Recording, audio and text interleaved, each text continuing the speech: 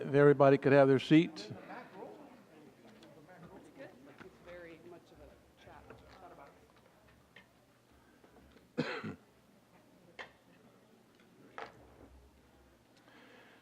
Good evening. Welcome to the Elk Grove Unified School District Board of Education meeting tonight. The board did meet in closed session. The board took action to issue dismissal charges against the certificated employees, and the vote was unanimous by all board members. Today's meeting is being video recorded and will be available on the district's Tube channel. Blue cards are available at the table outside of the boardroom to my right here. If you wish to address the board, complete a card and hand it to the staff member at the table to my right. Please be sure to indicate whether the matter you wish to address is on the agenda or not on the agenda. The matter on the agenda will assume you wish to speak when that time comes. We have the Pledge of Allegiance tonight from Irene B. West Elementary School. I want to assist by Dr. Crystal Martinez-O'Leary and Principal Brian McNeil and Christopher Bennett. Come forward, the family.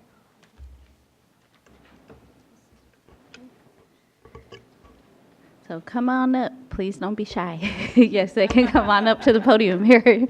We'll be reading a few words about you. So Irene B. West School is honored to recognize Mr. Christopher Bennett as our education partner. He is the proud husband of Kathy and father of 4 beautiful children.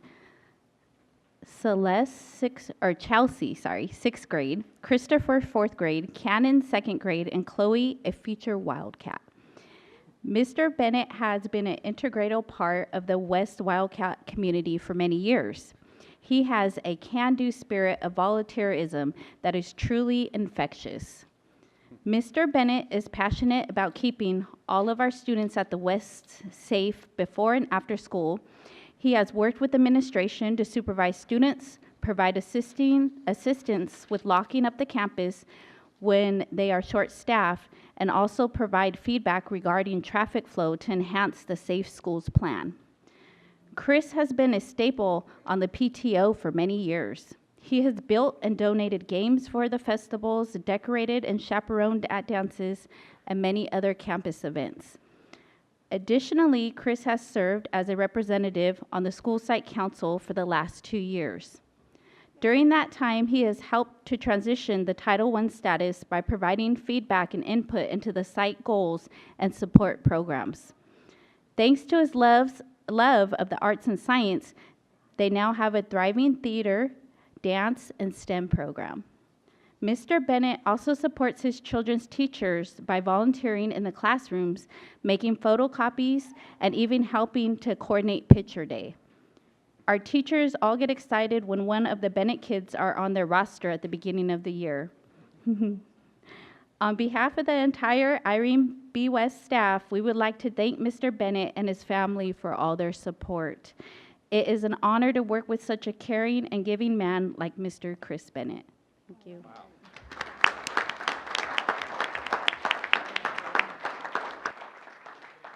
Please stand.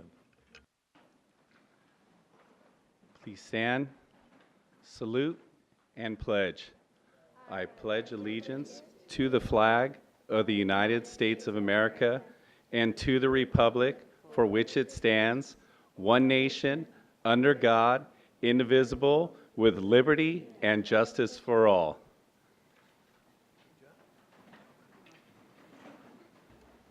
Would you like to say anything? Well, thank you so much. Thank you, Mr. McNeil, Mrs. Brown, and everyone else. I'm completely surprised and overwhelmed by it. It's my pleasure to be at the school and help as much as I can. It's a wonderful school, and I just can't, I'm just overwhelmed. So thank you so much. Thank you so much. Love the matching shirts. Yeah. Thank you so much. You'll be with us a good while. You got a lot of kids.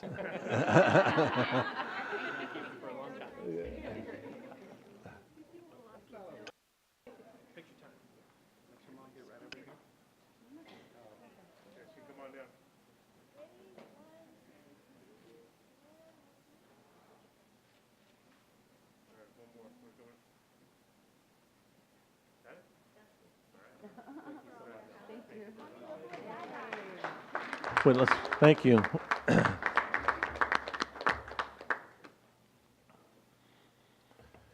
Okay, we have our high schools report. Valley High School, come forward.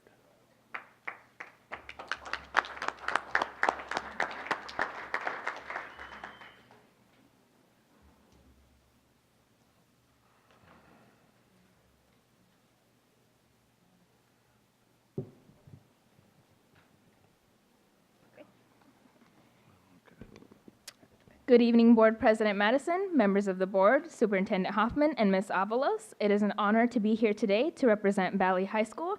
I am Kazima Rashid, a senior. And I am Brittany Ng, a junior. These final few months of Valley have been jam-packed. In March, we had our second semester of Block V to honor all the scholars who earned a 3.5 GPA or higher. Like always, we had our traditional pizza box competition between the classes. Before we went off to spring break, 89% of our juniors had their SAT school day test, and tomorrow will be the first day of SBAC testing for them. They will endure 2 full days of English and math testing until Thursday. Yay! Speaking of testing, Valley's foster youth scholars are being recognized for their academic achievements. Valley was very excited to host a special guest, the state superintendent, who came to speak to our IYT scholars. We ended the previous quarter with our annual multicultural assembly. Students dressed in their traditional clothes, recited poems, and danced to traditional music. We also had a special performance from the Ring of Fire Dance Company. I was so worried someone would lose an eyebrow from all the heat. To celebrate their culture even further, Hmong Club held its annual Mini Hmong Night. The event showcased different talents of the Hmong student body, like traditional dances and even breakdancing. Latinos Unidos Club also hosted an event complete with Latin food and dance to celebrate their heritage and also honored Latino athletes and scholars on campus. Right after the Multicultural Assembly, ASB organized its first club carnival where clubs and classes could raise money by selling foods or tickets to play different games. The carnival was open to the whole community and led right into open house. For open house, teachers set up their classrooms for our Viking parents to come and learn about what their kids do on campus. Thank you, Superintendent Hoffman and Mr. Madison, for attending. Our Health Tech Academy also held their annual health fair where students and guest vendors set up booths around the gym with information about specific health topics. And our theater department put on their spring play, You're a Good Man, Charlie Brown, in the Black Box Theater on campus, which had a great turnout.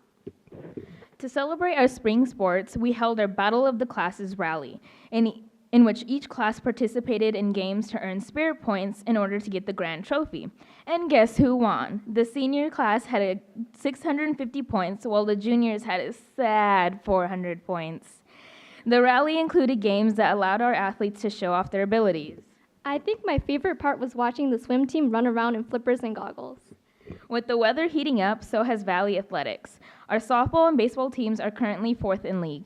The Spirit team had their championship a week before spring break, and every member was able to qualify for the finals.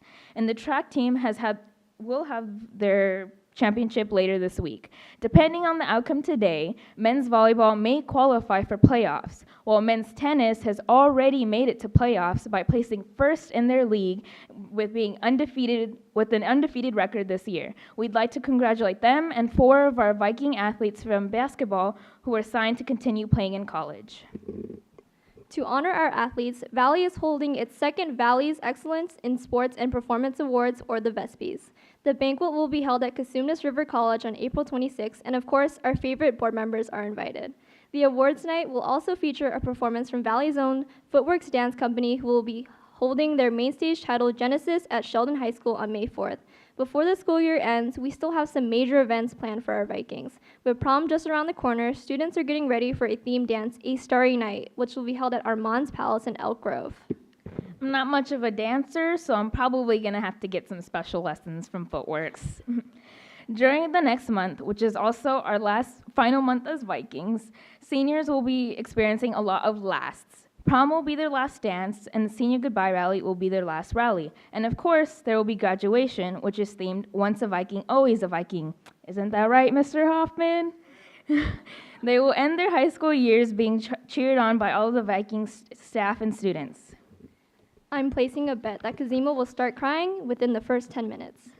However, before graduation, the seniors will enjoy one final day of fun at our Color Splash event, where we will spend the afternoon throwing color powder at each other while enjoying DJ and food trucks. As the year winds down, we want to shed a bright spotlight on all of our students who will be slogging through AP tests, finals, and everything in between. We particularly want to give a huge shout out to our Viking seniors, with graduation coming up in just a few weeks. Well, 5 weeks, 3 days, and 10 hours to be exact, but who's counting? They are determined to end the year Viking strong. We congratulate all the seniors who will be continuing their education into college. As a senior myself, this will unfortunately be my last speech to you all. However, since I am just a junior, you're stuck with me for another year. We thank you, the board members, and all the amazing staff here at the district office for receiving us and putting up with our early growing pains and lame jokes. We could not have asked for a better audience. We also brought some Viking mugs for our final gift for you guys this year. Thank you. Very good report. Thank you.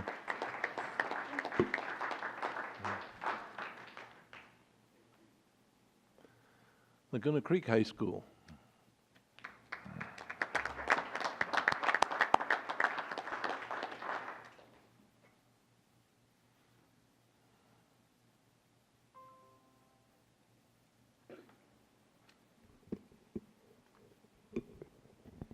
Good evening, President Madison, members of the board, Superintendent Hoffman, and Mrs. Avalos.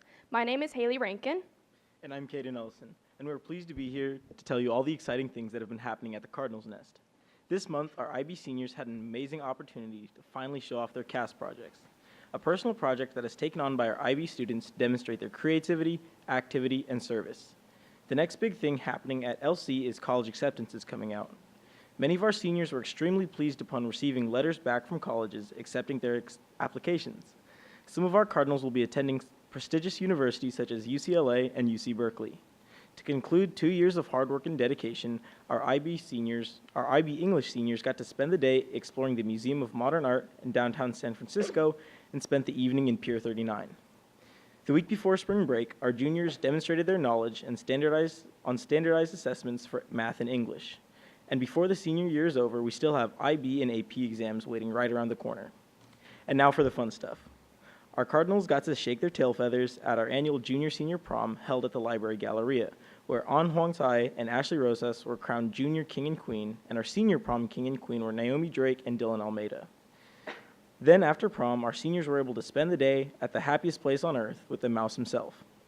Our Sports Career Academy, SCA, attended their 3rd annual HOSA trip. While there, students competed in competitions and learned about the medical field. SCA students enjoy this event because it gives them a chance to explore a potential career and create strong bonds with their peers. Laguna's Drama Club recently performed Mamma Mia in our Black Box Theater and were able to sell out the last night of their show. Great work to our drama club. Our very own fashion club also hosted their first fashion show. The title was Workroom, a fashion show, where student-made clothing was debuted by student models. Our associated student body leaders have been chosen for the 2019-2020 school year. Grace Bishop and Allie Tolman are our new co-presidents, and Johanna Malari is our new vice president. Life on our campus has been busy for our students. Black Student Union recently had their state conference and talent show. Key Club had their conference in Southern California, where they also got to go to Universal Studios. The class of 2020 was also given the opportunity to attend a college fair at the University of the Pacific as they anxiously await to begin their senior year. Our students will get to close out the year with our Color Splash dance, and our seniors will be graduating at Golden One Center in May. This spring has been busy for our athletic teams. Our men's volleyball team has been on fire with a record of 10-0 in league. They're looking to bring another banner into our gym.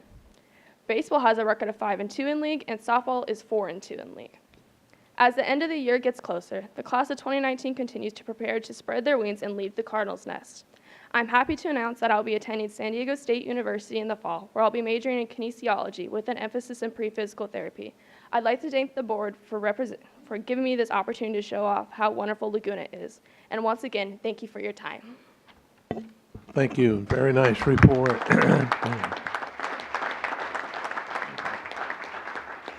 I'd like to recognize the principals at the given high schools, Doug Craig at Laguna Creek High School, and Richard Gutierrez at Valley High School.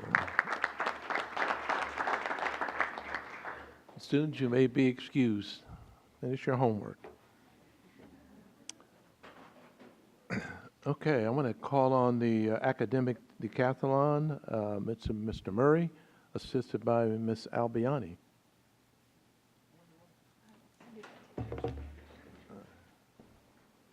Take a picture. Thank you, President Madison, members of the board, Superintendent Hoffman, Ms. Avalos, for providing this opportunity for the recognition of the Pleasant Grove High School Academic Decathlon team. The 39th Annual Sacramento County Academic Decathlon Competition was held on February 2nd, 2019. At Folsom High School, a total of 25 teams from area high schools competed in this all-day event, and this year's theme was the 1960s, a transformational decade. The academic decathlon competition structure requires student decathletes to participate as part of a 9-member school team against other schools. Students take on 30-minute multiple choice tests in the subject of economics, language and literature, music, science, art, mathematics, and social science. In addition, each team member presents a planned 4-minute speech, makes a 2-minute impromptu speech, participates in a 7-minute interview, and has 50 minutes to write an essay. These decathletes not only grow in academic achievement, but also learn about teamwork, goal setting, planning, and leadership. I can state to the board that I was so impressed with their teamwork. I made a comment at the academic decathlete dinner that of all the teams there, this group of students from Pleasant Grove High School functioned like any high-functioning team, applauding each other, cheering for each other. It was just wonderful to see.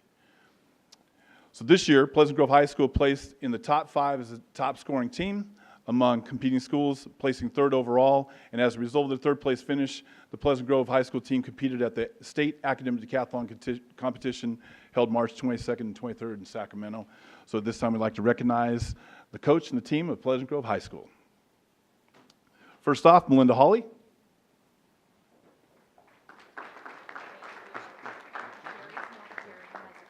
Okay. Jerry Hawley can't be here because he had a personal engagement he had to take care of. Nicholas Albiani.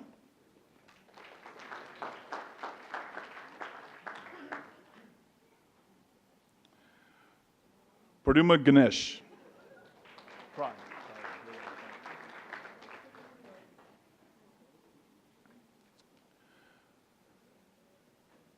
Kate Hatcher.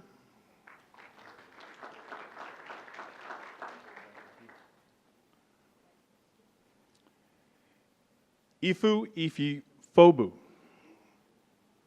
Not here, okay. Yeah, hey. Jonathan Ma.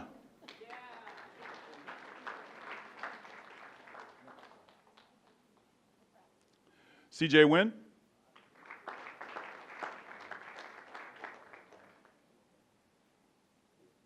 Don Wynn.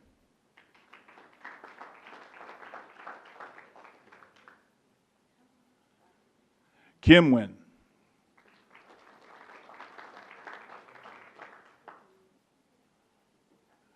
Crystal Wynn.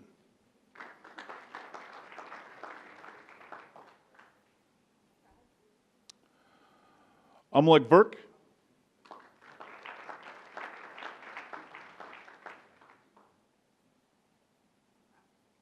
Jason Wu.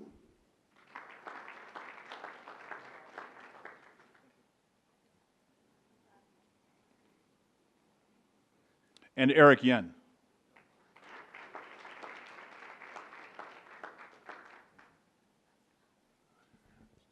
Okay. And another coach, Russell Young.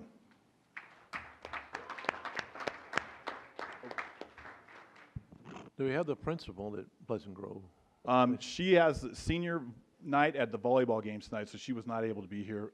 Amber was going to be here. Okay. I don't see her. So. Okay, thank you.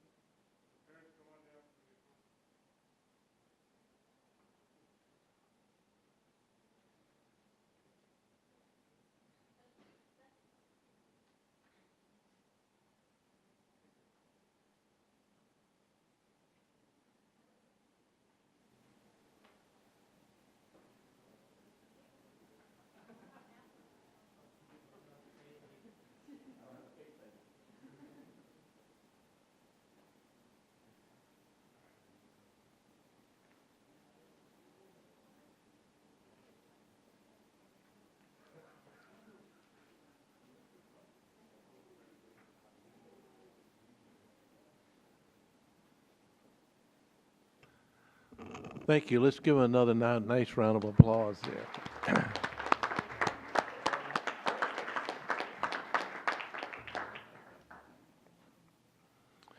Okay, I want to call on Anna Tronell on the rest of the resolution, starting off Asian Pacific American Heritage Month.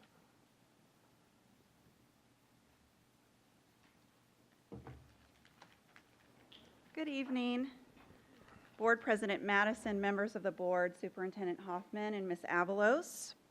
I'm honored to bring to you the request for Board Resolution number 62, dedicating the month of May as Asian Pacific American Heritage Month. In May of 1990, Asian Pacific American Heritage Week was expanded to be a celebration during the entire month of May. May was chosen to commemorate the immigration of the first Japanese to the United States on May 7, 1843, and to mark the anniversary of the completion of the Transcontinental Railroad on May 10th of 1869. The majority of workers who laid the tracks were Chinese immigrants. The state of California is home to over 600,000 Asian and Pacific Islander students from kindergarten through 12th grade.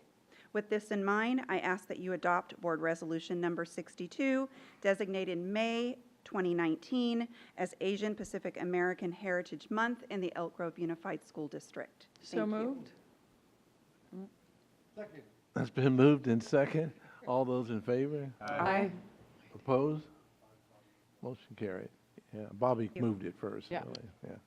As the Asian American, I thought it was a prudent. Mark Cerruti, Disability Awareness Month.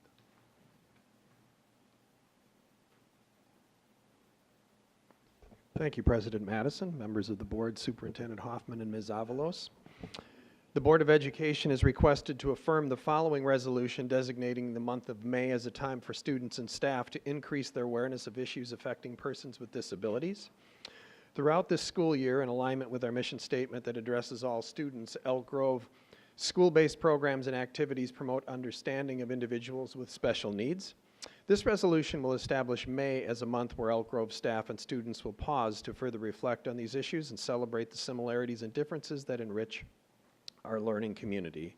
And with that, I respectfully request the board to consider the adoption of Resolution number 60, which proclaims May 2019 as Disability Awareness Month.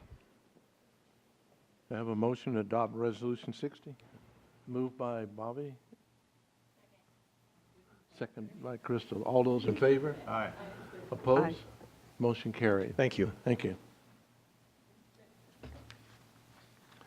Mr. Don Ross, National School Nurse Day.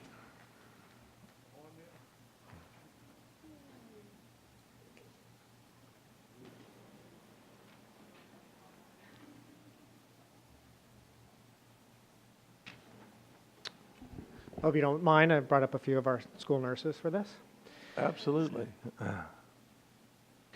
So good evening, President Madison, members of the board, Superintendent Hoffman, Ms. Avalos.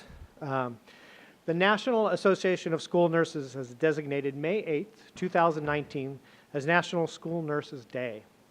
This year's theme, School Nurses, Better Health, Better Learning, continues to be a reflective of the significant roles school nurses have in the health care of the school communities, as well as the modeling of health and resiliency. That healthy children learn better is a simple truth, and school nurses work to remove barriers to learning.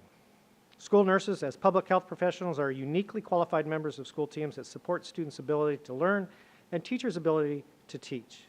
They apply expertise in health to help children and youth succeed academically, socially, physically, and emotionally. School nurses partner with families, teachers, school administrators, and other professionals to create safe, healthy, and supportive learning environments that strengthen connections between home, school, and the community. School Nurse Day is part of an ongoing effort to improve collaboration and foster the common elements of a thriving school community in the Elk Grove Unified School District. In recognition of the important role that our school nurses play in the success of all students, the Elk Grove Unified School District Board of Education is asked to approve a resolution recognizing May 8th, 2019 as National School Nurse Day. It's been moved in second. All those in favor? Aye. Opposed? Motion carried. Thank you so much. Thank you.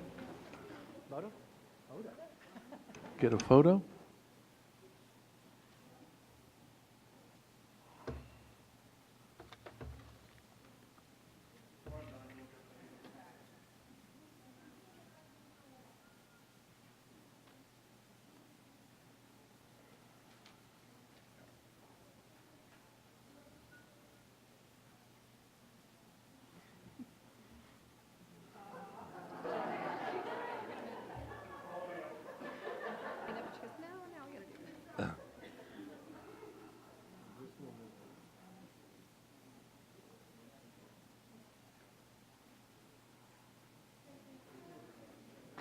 Thank you.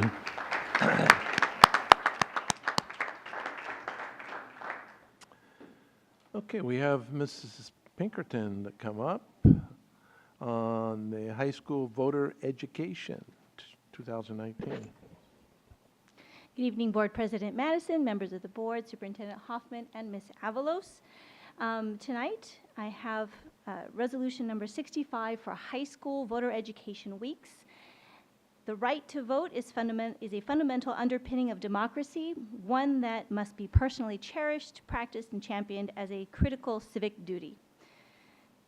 The governing board of the Elk Grove Unified School District is respectfully asked to declare April 15th through the 26th, 2019 as high school voter education weeks and encourage students or schools throughout the district to participate in programs and activities that help get eligible students registered to vote, while encouraging others to become informed and passionate citizens committed to being active voters once they reach voting age. So moved. It's been moved and seconded by Bobby. All those in favor? Aye. Opposed? Motion carried. Thank you. Thank you.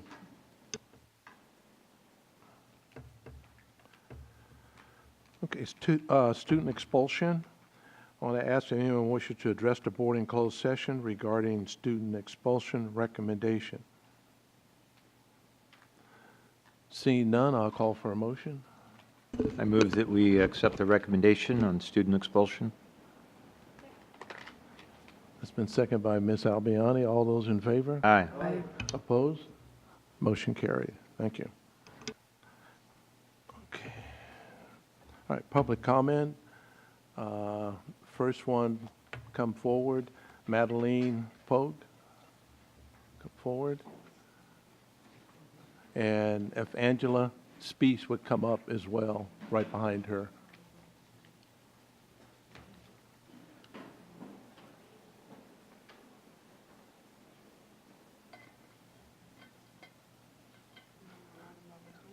And Ashley Bryant also, it's three of you. Okay. And you have 3 minutes. State your name and. Good evening. My name is Madeline Pogue. I'm the president of Laguna Creek Drama Club, and I represent the people standing behind me and many more. I am here to talk about the actions of our teacher, Miss Sarah Woodward. I'd like to start out by saying this should have never happened, and my peers and I are here to make sure it never happens again. I have been personally trying to make the actions of Sarah Woodward public. We put our trust in a teacher, and we were treated with nothing but isolation and abuse. The actions occurred for 3 years, but came to a breaking point on October 27th of this school year. We feel let down by our school. We went to administration with written complaints. The administration took it from us and told us it would be handled properly. Quite suddenly and without warning, we were told she was returning to work through the remainder of the year and has been back on, I'm assuming, staff or payroll for the last 3 weeks. We organized demonstrations before school, before spring break that Wednesday, Thursday, Friday from 6:45 to 7:45 a.m. I have been called into many unofficial teacher meetings to talk about this. Don't shake the boat. Don't cause a ruckus. Don't make this hard for us. People are telling me there's only 21 days left in the year, but I no longer have trust that it will be handled after that. I know I'm a senior, but I know a lot of people aren't as bold or confident and won't stand up. So I'd like this to get handled before I'm gone. The transparency of this has been horrendous. We were told as students that she would be returning. No emails were sent to parents. We were shocked with the information, and anytime I try and ask for more, I'm told, we can't tell you anything, our hands are tied. So are ours. No contingency plan was made for her return. No, maybe she, teaches a different class. Maybe we get to transfer out. But now these kids are stuck in a room with their abuser with no solution in sight. Students feel as if they stay quiet, no harm will come to them, but we all know that that is no way to be in a learning environment. I feel that they are forcing students to handle the jobs of adults. If you recall, in local parentis, we are supposed to trust the people there as if they are our own parents. And we ask that we can trust you again. We're scared. We are asking for help, and we're asking that she no longer has the power to abuse that many children ever again. Thank you.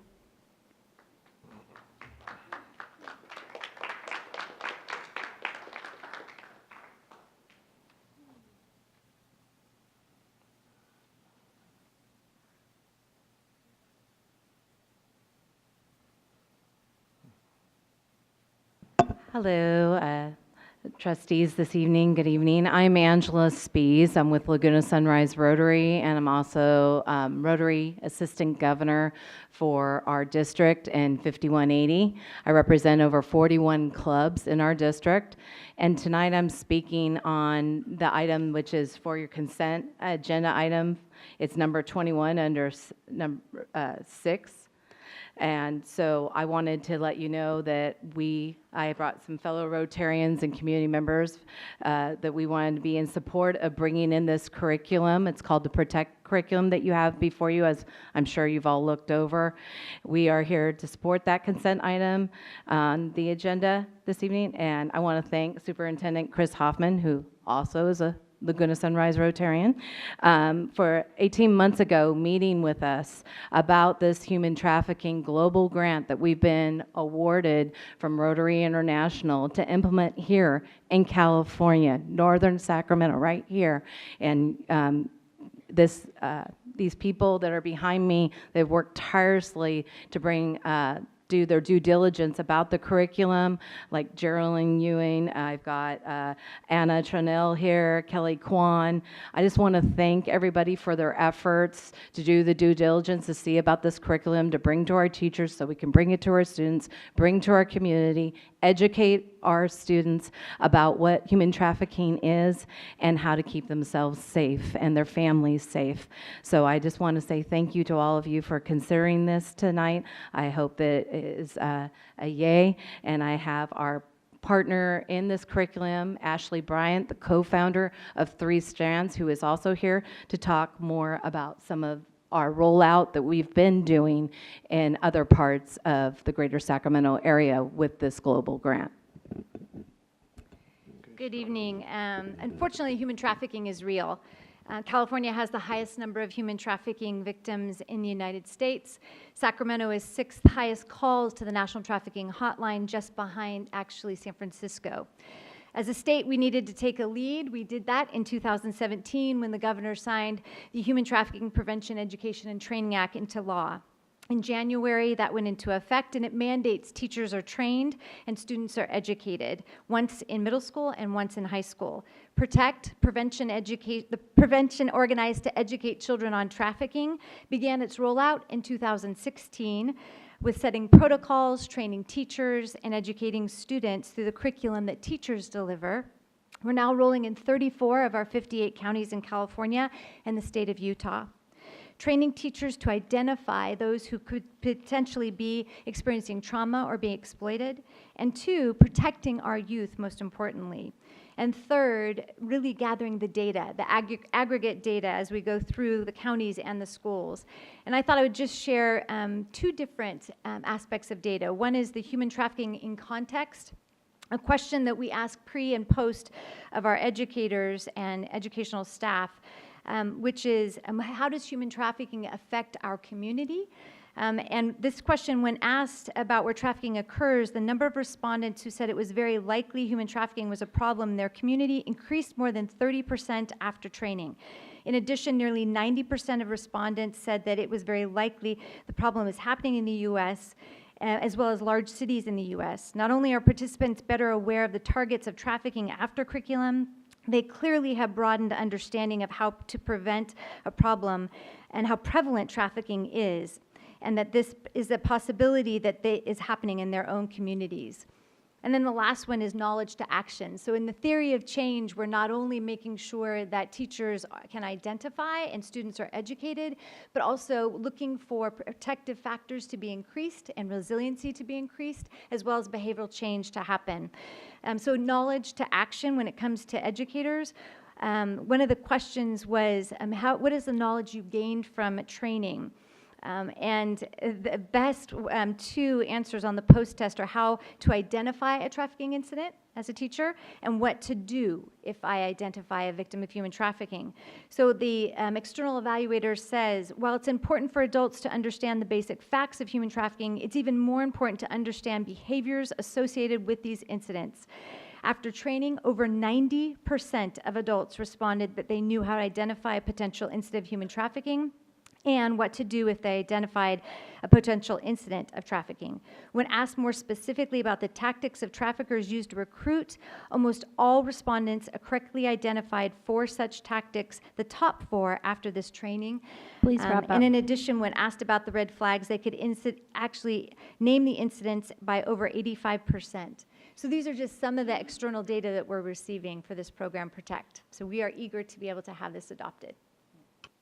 Thank you. And lastly, for the ongoing, as the representation, on a yearly basis, if you're not aware, we have over 41 clubs. We can put in for local grants on a yearly basis. We have the Taste of Elk Grove here in Elk Grove yearly. We also have a golf tournament, and we plan in our mid-year retreat to be allocating budget line items to specifically go to ongoing curriculum. We are dedicated to this and seeing that our children are educated, and I know I speak on behalf of the district. We have about 21 clubs in Elk Grove Unified School District as well, and we're all being very encouraged to work with our partners like Chicks in Crisis and Weave and different places to keep the curriculum going for our teachers and our students in our community.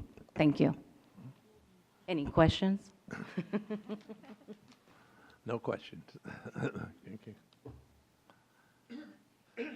Okay, ends the public comment consent agenda. Ms. Albiani.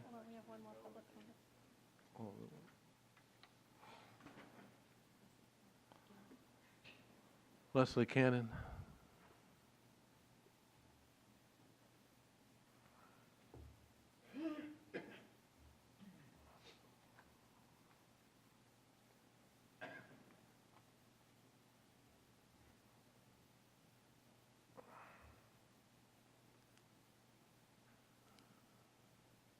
Hi. Good evening. It's been a while, huh? I've been busy. Anyway, I just thought it was very important that we come today, and Julian especially. We really wanted to be here today because today is 1 year since the citizen's arrest occurred. And even though we left the district because of how things were handled, we didn't feel safe at the district. He's still been affected by it. So just because you don't see us doesn't mean that he's still not being affected by it. Still in counseling twice a week, post-traumatic stress disorder, etc. It's affected a lot, and I still haven't got answers to my questions. I've been to the district twice and got interviewed. Even Julian came as well for like 2 hours. Nothing has been done, and I'm still just waiting. I want my answers, my questions answered that I ask every time I come here. Why did it happen? Why was the officer able to do a citizen's arrest on him? Why didn't an administration know anything about it? Why wasn't he allowed to call me? Why was he held in a room with 3 officers and questioned and said, I can do whatever I want to do after you sign this paper? I'll let you call your mom. And walked him out and then said, walked them out of the building. Now you can call your mom. So, and I'm hearing, you know, CO was still having problems every day. It's almost a fight every day at the school, and it still seems like African Americans are being targeted. Things are just not being handled correctly, and unfortunately I had to go to a private school. I mean, that wasn't an expense, but I was looking forward to $876. I think that's like 2 or 3 car notes, right? For some education that he could be getting free, but he still doesn't feel safe, and he hasn't been on Elk Grove campus since we left in October. So my email is still the same, phone number is still the same, and I'm still waiting for a response.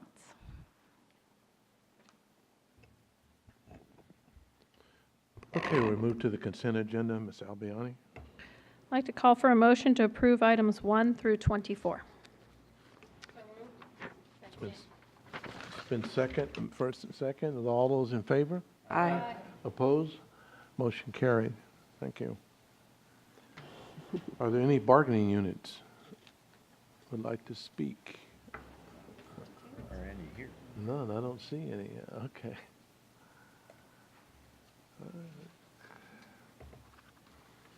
Mr. Pierce, adjustment to school facilities fee, follow-up. Thank you, President Madison, members of the board, Superintendent Hoffman, Ms. Avalos. As Mr. Madison mentioned, this is a follow-up item to the April 2nd, 2019 discussion before the board. So as I informed you then, this is an annual item where the board approves what's, in layman terms, your developer fee impact throughout the district. You last adopted it on May 1st of 2018. It's only valid for 1 year, so action tonight is necessary. I do want to inform the board and the public that all noticing has been conducted as required by law, and any third parties who also request this information. This publicly published document was out on March 8th, and we also distribute this directly to the North State Building Industry Association, as well as the 3 cities and county that we serve. The calculations in the study before you tonight represent a level 2 fee of $5.94, which is 29 cents above your current $5.65 level 2 fee. This is due in large part to the fact that the state has increased the calculation of what it costs to build schools throughout our state. So that increase was 5.4%, and this is a 5.1% increase, so just slightly below that. So with your action tonight and your public hearing tonight, public comment will now end on the document. It will become official with your approval tonight, and the fee will go into effect immediately upon your approval starting tomorrow. We also noticed this in our department upstairs in facilities, so all the home builders who come in to pay their fees have known this is coming, and we have received very little to no comment with regard to the study. So with that, I would ask Mr. Madison to open and close a public hearing. Of course, if you have any questions for me, and then follow that with approval of the resolution. Okay, I'll call for a public hearing for anyone who wishes to speak to the adjustment to the school facilities fee. Seeing none, I'll close that, and I'll call for a motion to adopt the findings contained in resolution number 59, approving February 2019 school facility needs analysis and the increase in level 2 and level 3 fees for residential development identified therein. So moved. Second. Moved and second. All those in favor? Aye. Opposed? Motion carried. Thank you. Thank you. Ms. Anna Trunell, adoption of the high school science course, Model and Pathways.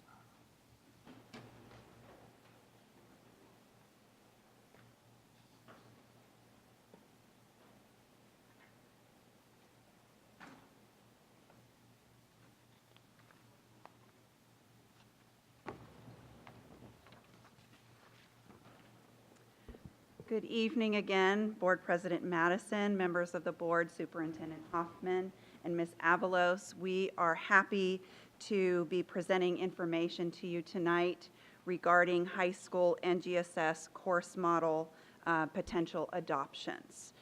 As we are pulling up the presentation, Kelly Kwan Martin, our program specialist for science, is going to be making the presentation, and then Geraldine Ewing and I will join in on any of the questions.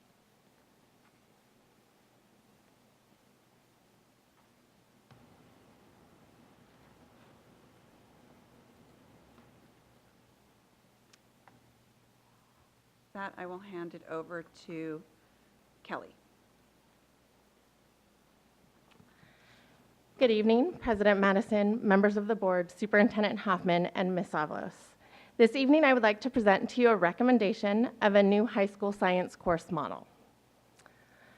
As you may know, the learning vision of Elk Grove Unified School District is every student in every classroom in every subject every day to prepare college career and life-ready graduates. Science, knowledge, and skills are essential to our students' future, and thus it is included in every subject in our classrooms. High-quality science education is a part of our district's LCAP and strategic goals, and also plays a key factor in closing the achievement gap, not only within our education system, but also with the STEM career fields. Additionally, the Next Generation Science Standards, also known as the NGSS, combine scientific knowledge with the development of science and engineering practices and critical thinking, essential 21st century skills as noted in our graduate profile. So a quick review of the California NGSS timeline starts in September of 2013 when the California School Board adopted the NGSS, followed shortly after November of 2015 with the Elk Grove Unified School District adopting those standards as well. Fast forward to today, 2019, and we are currently in the testing window for the first operational administration of the California Science Test, also known as the CAST. Throughout this entire time, we have worked to provide our teachers with professional learning opportunities to equip them with the knowledge and skills to implement the NGSS in their classrooms. However, according to the 2016 California Science Framework, before schools and districts can fully implement the California NGSS, they must organize the high school grade-banded performance expectations into courses. Thus, that brings us here today. Today, the remainder of this evening's presentation will review the process by which the high school NGSS course models were analyzed and recommended, and following with a request that the three-course model with the integrated earth and space sciences as described in the California Science Framework be adopted as the core science course pathway in Elk Grove Unified School District. So first, let's start with the why. Why do we need new science courses? The first reason is that our currently adopted core science high school courses are not in alignment with the NGSS. Not only does it reflect the architecture of the NGSS, which focuses not just on the science content knowledge, but also on skills and practices and critical thinking, but the NGSS also relies on coherent instruction across curriculum and grade bands, and brings relevant phenomena-based instruction to our classrooms. Additionally, the vision of the NGSS is all standards, all students. In the state of California, we have the California Science Test, which by the end of grade 12, all students will be assessed on all performance expectations in grades 9 through 12. Currently, with the 2-year science graduation requirement, our students would only receive a small portion of those standards that would be assessed. Hence, with our current course model, all standards will not be assessed by all students.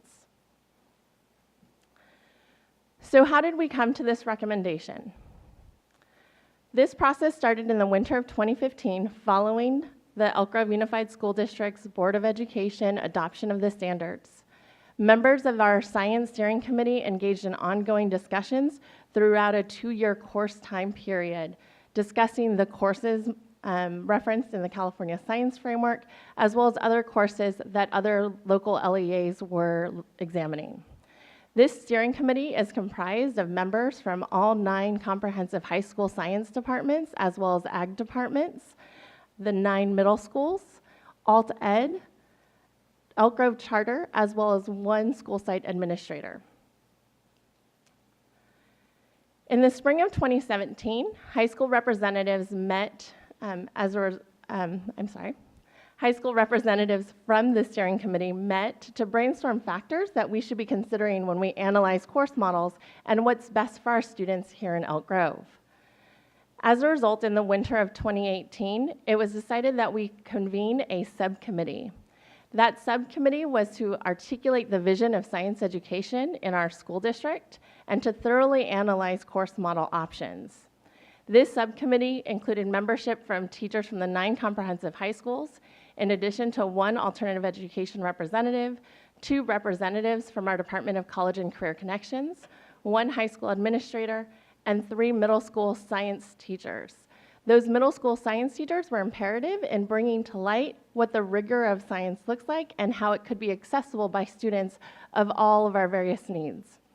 This subcommittee, as a result of 5 meetings, voted 13-2 in favor of the 3-course model with integrated earth and space sciences. There were some concerns that the 3-course model presented a rigorous curriculum that might not be accessible by all students. And so that proved to be a challenge, but also it allowed us to think how we might roll out these courses in the future in order to best meet the needs of all of our students. The factors that were considered in the subcommittee's process include the organization of the standards and the coherency of those standards within courses and across courses, access to standards for all students, student readiness and alignment with Common Core ELA, math, and literacy for technical subjects, impacts on other course offerings, including IB, AP, CTE, and other science electives, our current science graduation requirement of 2 years, the administration of the California Science Test, UC and CSU college admissions requirements, and staffing needs and teacher preparation. As you can see through these images, multiple course models were evaluated and assessed for their advantages and disadvantages and some potential challenges which we might face when we implement those course models. Following the recommendation of this subcommittee in May of 2018, the Science Steering Committee voted to recommend the subcommittee's recommendation. The vote was 18-2 in favor of the 3-course model. 90% of our teachers on this committee voted in favor. The remaining 10% still had concerns regarding the accessibility of these courses to all students. Between May of 2018 and January of 2019, multiple updates were provided to various stakeholder groups, including Elk Grove Education Association, the Superintendent's Cabinet, the Learning System Leadership Team, secondary principals, secondary counselors, data processors, and registrars, as well as ongoing communication between our steering committee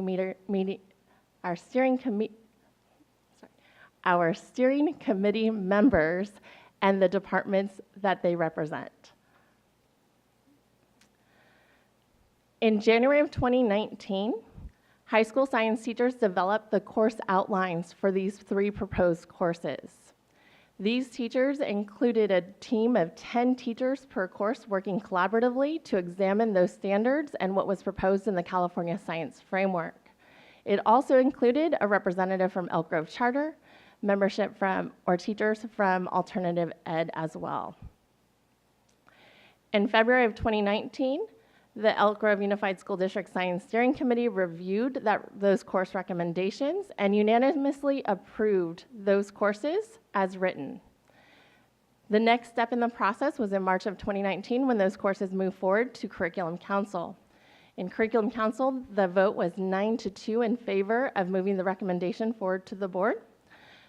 The vote in favor was 9-2, 2 that were concerned, primarily about, once again, the accessibility for all students, as well as a concern that in this course model, there is not an isolated earth science course, and felt that those earth science standards were important and should be its own course. However, as we see with our recommendation, some of those concerns are addressed here. So what is the recommendation for adoption today by the board? The recommendation is the 3-course model with integrated earth and space sciences. This course pathway would replace the current course model, which includes general science for 9th graders, biology, followed by chemistry, and then physics. However, implementation would not commence until the fall of 2020. The 3 courses of this course model would start with 9th grade students enrolled in the biology of the living earth, which is composed of life science and earth science standards. This would meet our life science graduation requirement as well as the D area life science requirement for UC admissions. In 10th grade, you'll note that it is a physics of the universe course, which would be physics as well as space sciences. This would meet our physical science graduation requirement as well as additional D area sciences. And then in 11th grade would be chemistry in the earth system, which would be chemistry and additional earth science standards, which could possibly meet the 3rd year graduation or the 3rd year science graduation requirement and an additional recommended 3rd year D area science. One thing you may note is that this order flip-flops chemistry and physics compared to our current course pathway.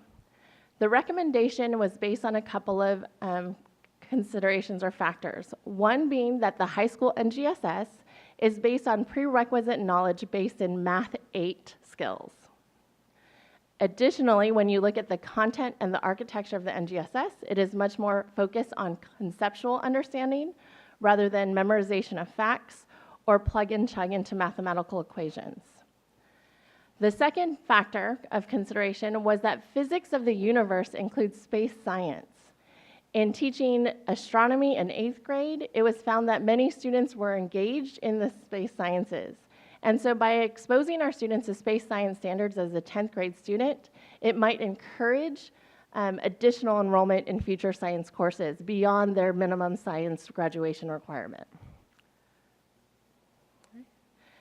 Now, the recommendation for these courses to not commence until 2020 involves a timeline. As you can see, a 3-year course timeline, which included this year's work, where we began the work on developing the core courses and identifying what other needs we would need to address. One of those being the honors or the Science 8 honors course, which we no longer offer to our 8th graders beginning in the fall of 2019. The reason for that was the increased number of standards and the rigor and the instructional shifts of NGSS. However, all of students who are going to be following this course pathway would have access to all AP, IB, CTE, and science elective courses as they currently are offered. However, most students would now be able to access an AP science course as early as 10th grade. In 2019, the focus would be looking at how we support teachers in implementing these courses, looking at curriculum development as well as an instructional materials pilot, and looking at ways to support our needs at sites and within our science departments. We would also begin communicating to our communities and parents about the changes in our science education program. The last year would be 2020 to 2021, where we would roll out those high school courses. Throughout this process, we would be developing metrics and identifying factors that may make that would create the need to find ways to provide interventions or other supports for students, so that way we can ensure that all students have access to this rigorous, high-quality science education. That concludes my presentation, so thank you for your time and consideration, and I open it up for any questions that you may have. Okay, Mr. Fortuna, you want to start off? Thanks, Kelly. You want to, hold on. Maybe we'll do that. Let us. Okay. Okay, we have some blue cards on this subject. I'll ask for Jim Trimingham to come up. And Troy Morgan right behind him, if you can come up as well.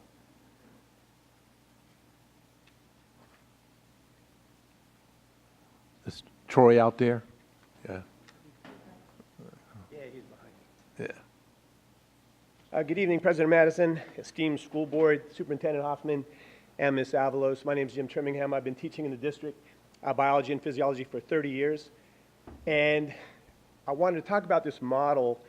Some things sound good in theory, but then when it comes to practice, you'll see a lot of negative aspects. And some of the concerns I have, they say that you can't teach an old dog new tricks. And I'm an old dog, but I like new tricks. And after having taught biology for maybe 28 years, in a very similar fashion, we switched up 2 years ago to follow the NGSS standards. And then this year, my biology team got together and we started following the EMBER curriculum, which I know a lot of the other schools follow as well.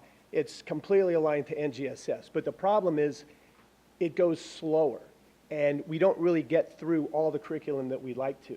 And I'm afraid that if we incorporate earth science into this curriculum, it's just going to make too much. And we're not going to get through everything. We're going to have to look at what we need to cut out. And if our goal is to prepare the kids for college biology, I'm afraid they're not going to be prepared as well as they should because they're just not going to get the content. Because NGSS does cause you to slow down. And that is a concern because even right now, on a traditional schedule, looking to try to get through all the curriculum with EMBER, we're never going to do it. And I just can't see adding more to the plate as helping. The other thing, we talk about outstanding teachers and people that are very knowledgeable in their field.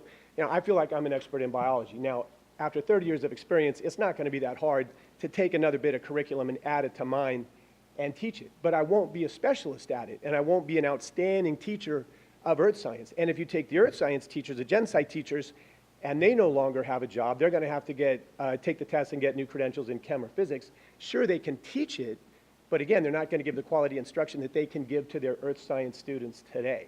And I think that's an issue. And I know, I've heard that in my case, I'm a graduate of Berkeley and 30 years of experience teaching biology at Elk Grove High. I won't have a proper credential now to teach biology. And so they say I'll have to move down to the middle school level. Or I'll have to take coursework to get a new credential to teach something I've been teaching, for 30 years. So I know it's not just me. I think there's 30 other teachers, us old dogs, that are in the same boat. And, I feel that we can do a good job teaching biology. But again, sure, I can take the test and pass and get a supplemental credential, but I'm not going to be an expert in teaching earth science like the current earth science teachers are. And I think it'd be best to keep the teachers that really know what they're doing teaching their subject. And then the third thing, again, after 30 years of experience, I know there's a lot of kids that just come into science class and they say, I'm not good in science. And now we're going to try to teach them physics and chem.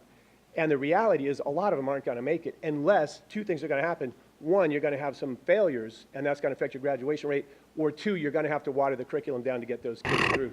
And that's just a fact. I mean, I've seen that for a long time. I know I'm out of time. But thank you very much, and I hope you take that under consideration.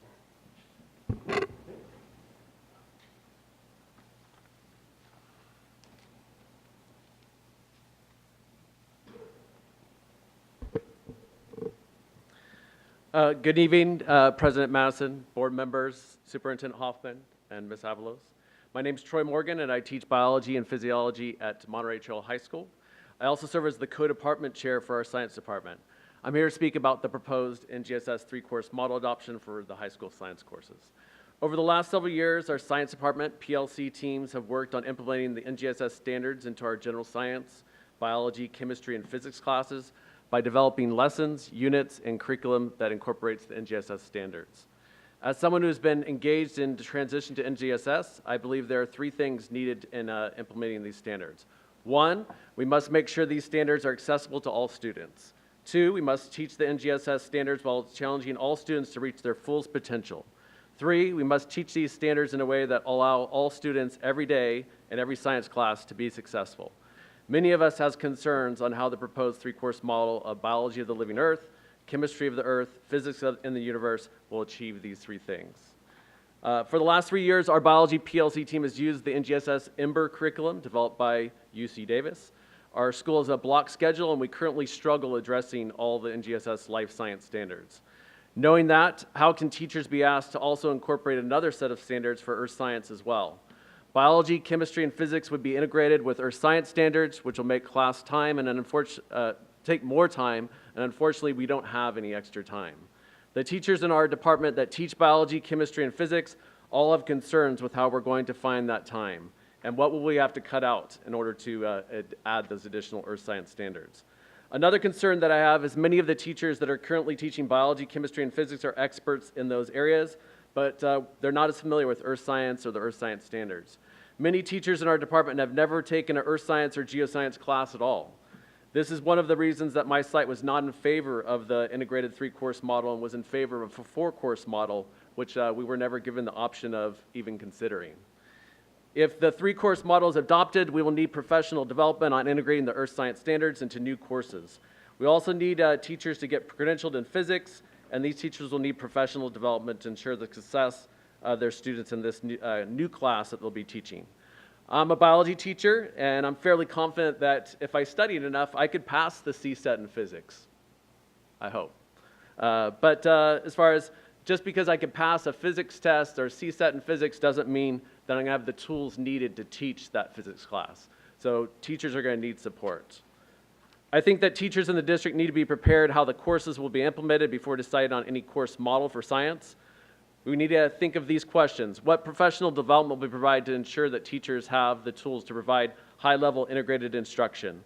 Do we have enough credentialed teachers to teach the course model that is adopted? So I hope you consider those questions and think about those questions as you make your decision on this 3-course model for science. Thank you very much. Yeah. Okay, we have the next two, Preet Sangai and Tracy Etchison.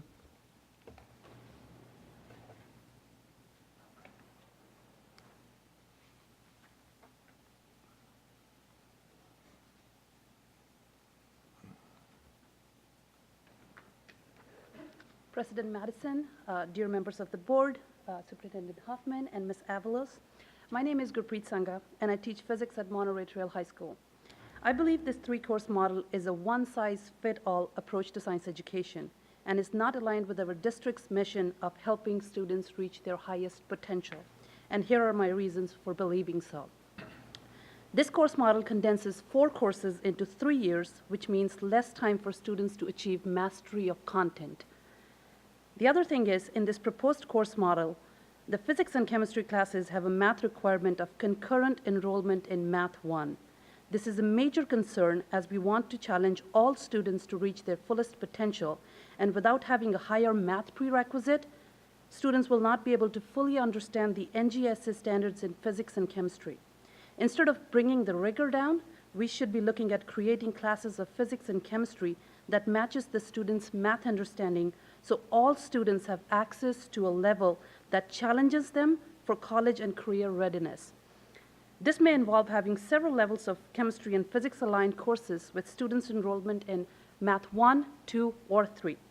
As an EL teacher for years, the last concern I want to address is how this proposed 3-course model will address the needs of our population of EL students, as well as special education students, and to ensure that they have opportunity to be successful in physics and chemistry courses.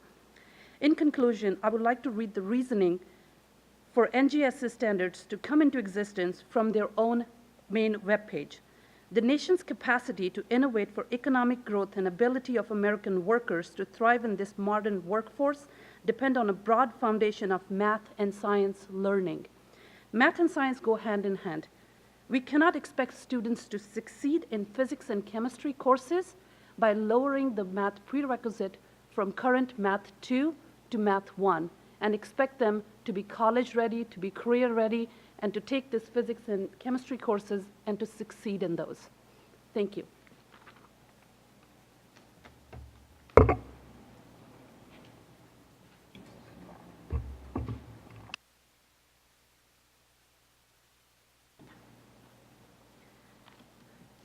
Good evening, President Madison, board members, Superintendent Hoffman, Ms. Avalos.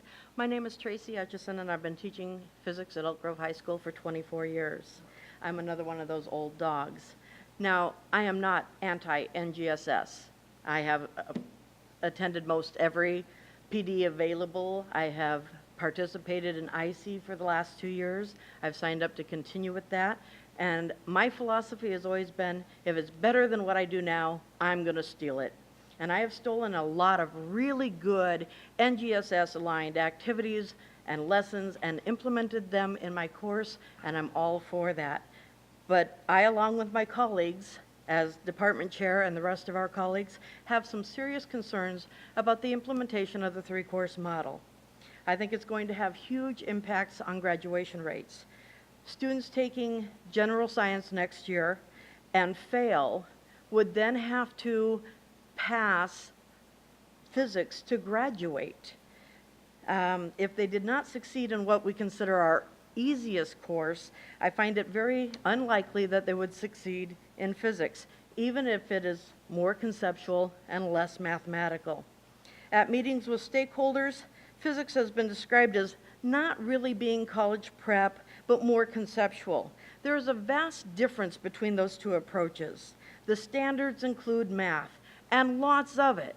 The standards are an umbrella over an entire area of the curriculum, and there's underlying mathematical skills that are not necessarily concretely stated. Other courses have been proposed for lower performing students, such as physical science or conceptual physics. These courses would allow students to make the graduation requirement and also afford the freedom for the college prep physics to remain a more rigorous course that is indeed college prep. When these ideas were proposed, they were called tracking and stated that that was not going to be allowed. Other disciplines offer differentiated levels such as Honors English 9, Honors English 10, and that is indeed allowed. I do believe in the all standards, all students philosophy, but I wholeheartedly disagree that the three-course model will achieve this goal. By eliminating general science, which is where most of the earth-space standards are currently addressed, most students will get very little exposure to these standards because they've been parceled out to biochem and physics. The biochem and physics courses don't have sufficient time to do their own standards, let alone additional ones. It is unlikely that physics teachers will stop teaching the math that is inherently embedded into the physics curriculum. Moreover, I feel that eliminating the majority of the mathematical content would be a disservice to the students that take physics in college, where the skills that I currently teach are assumed to be there.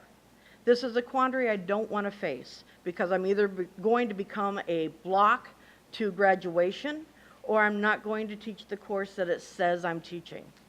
Thank you for your time. Okay, the next two, Angie Friedrich, come forward, and Elizabeth Johnson.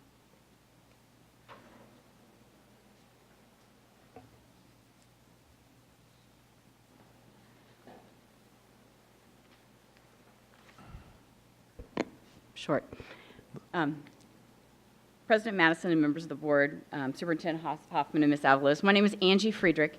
I am a teacher at Laguna Creek High School, and I'm here tonight in support of the three-course model in science. I have been a teacher at Laguna Creek High School for the past 25 years as of this fall. In the past 3 years, I've taught both chemistry and physics, as well as received over 150 hours of professional development in NGSS teaching. Teaching kids to think, not just recite things. That's what NGSS is all about. I've served approximately 22 years of my 25 years in the district on science steering, and I know the process to come to this decision was taken very seriously. I feel strongly that the three-course model with integrated earth science makes it equitable for all students to meet the A through G requirements. As I have taught both college prep physics and college prep chemistry, I'm very aware of the NGS requirements in chemistry and physics. I know to adequately teach all physical science standards, a full year of physics and a full year of chemistry is going to be necessary. Condensing it into a 1 year physical science, there's just no way to hit all those standards in order and have kids be successful in the courses. I know that some are concerned about the success of all students, especially in physics. The math requirements in NGSS physics is not old physics. It's not the same physics that we, might have taken. I didn't even take physics in high school.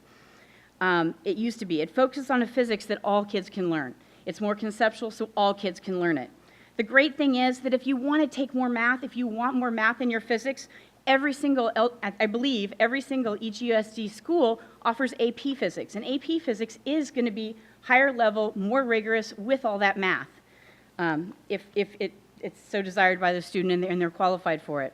In conclusion, I'm excited at the opportunity to be able to teach all students physics and chemistry rather than having roadblocks that only allow a few students to access these courses. Thank you for your time.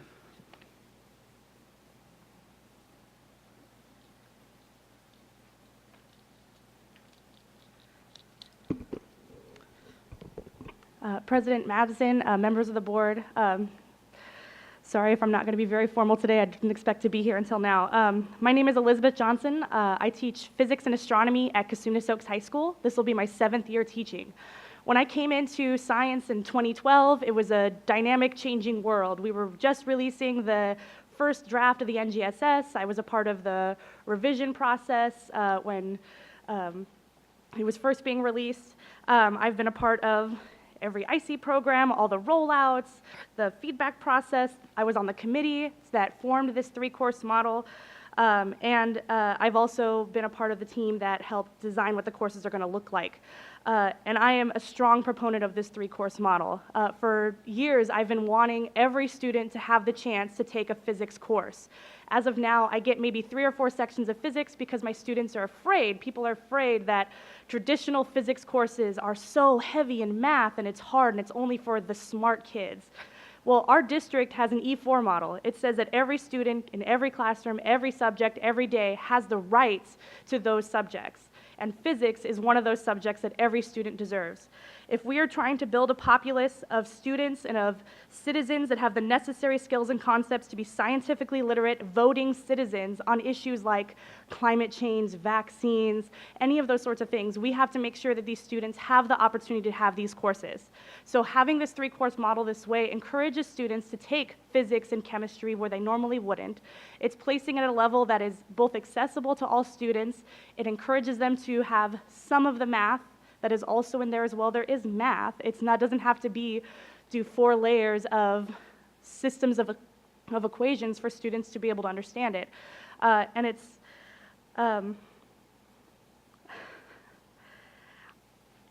one of those things that I think is just absolutely necessary, that students not be denied rights to be able to learn and understand science. And I really appreciate your time, and I hope that you decide to give us what our students need. Thank you. Okay, with that, right, I'll defer to Mr. Fortuna. Thank you. Kelly, coming back. And Sherilyn and Anna.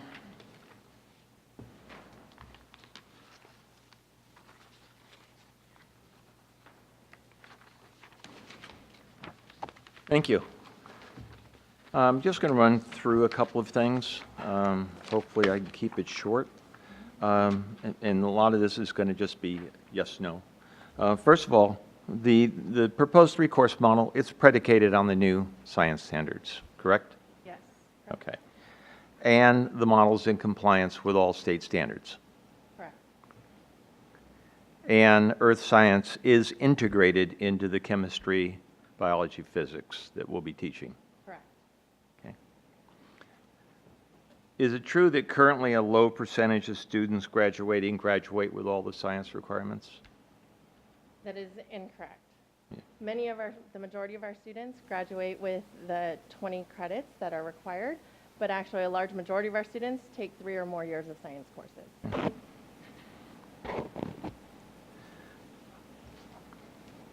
The proposed curriculum, I've heard it stated a number of times, and from you and teachers, the proposed 3-course model, from what I've read, it provides for all kids receiving access to the same curriculum, not just some of the kids. Correct. And as such, then, does that align with our equity goals and our OCR issues? Yes, it does. And that was actually one of the lenses through which this recommendation was made. Okay.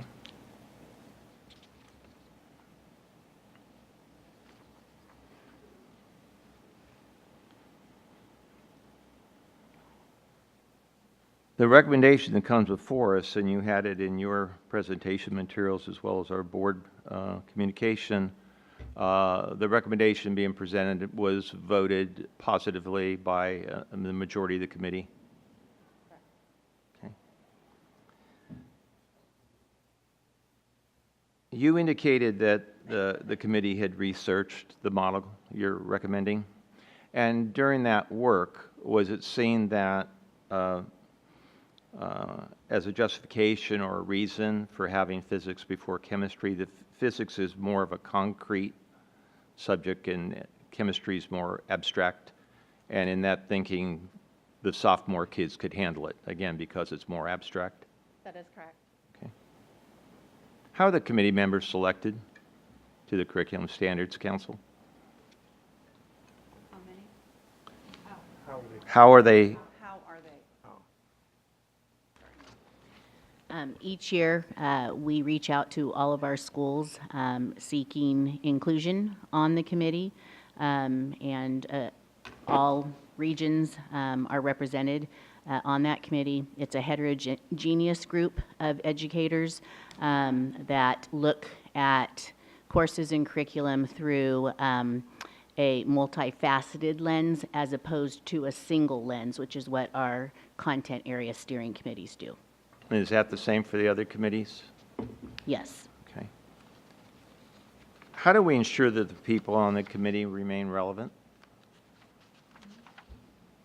I'm not sure what you... Relevant in terms of their knowledge and their training or continued training, all of those issues that would indicate that they are appropriate to participate on the committee in an informed way, relevant with today, not yesterday?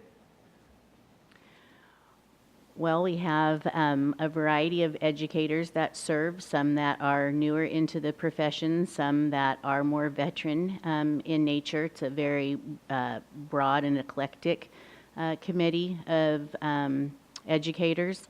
In terms of the training that they receive, we do provide professional development for them in terms of understanding our system, particularly with E4, ensuring that we have broad courses of study. So as our steering committees are making their recommendations for courses and curriculum, that those considerations are being taken into consideration. Sorry to use the same word twice, but that is the work of the Curriculum Council. If we go ahead and improve the model, will there be some credentialing problems? So, and are you already prepared to address those? The way that we would describe this is that we are currently working on how we will support options for our teachers. There is a relatively small, quote-unquote, number of teachers after review of all of our science teachers and the credentials that they currently hold, the number of teachers that we would need to support and also provide options to. So we are in discussion, we're collaborating with Human Resources as well as EGEA to explore those options, and are poising to provide communication based on your potential adoption tonight and how we move forward in supporting our teachers. Okay, so that would kind of parallel what we did with CLAD in that we didn't say you're out of compliance, therefore go look for work. We're saying you're not going to be credential compliant, and this is how we propose to help you. Correct. Okay. Which is also why we have an extended timeline for us to build those options and opportunities for our teachers to get what they need, Right. if they so choose to do that. Okay. Can you just kind of quantify what you mean by relatively small, like percentage or numbers? Upon first blush and doing some additional research with Human Resources, we're looking at a group of teachers, roughly 40 to 50, that we potentially would need to support at this time. Okay. Out of how many? Out of how many? 180 secondary science teachers. Okay, thank you.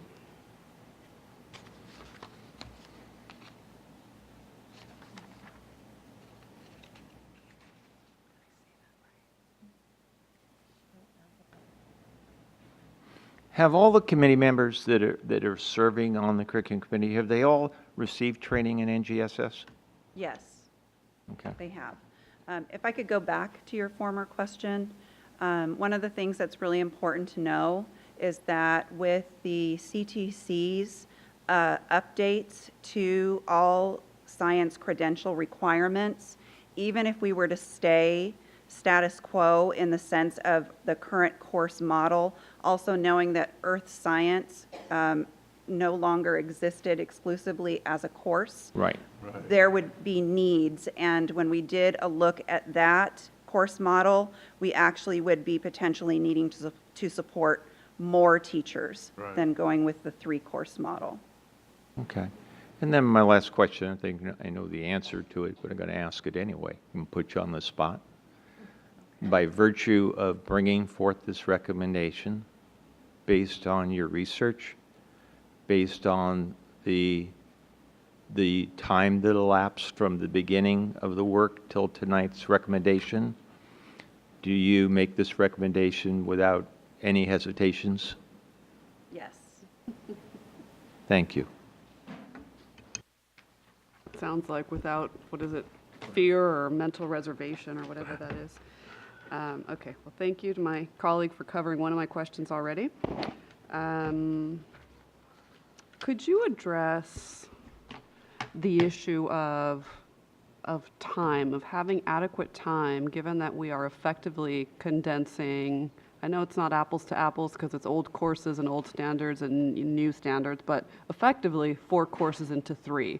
So how do we have assurance that teachers will have enough time to cover all of that material?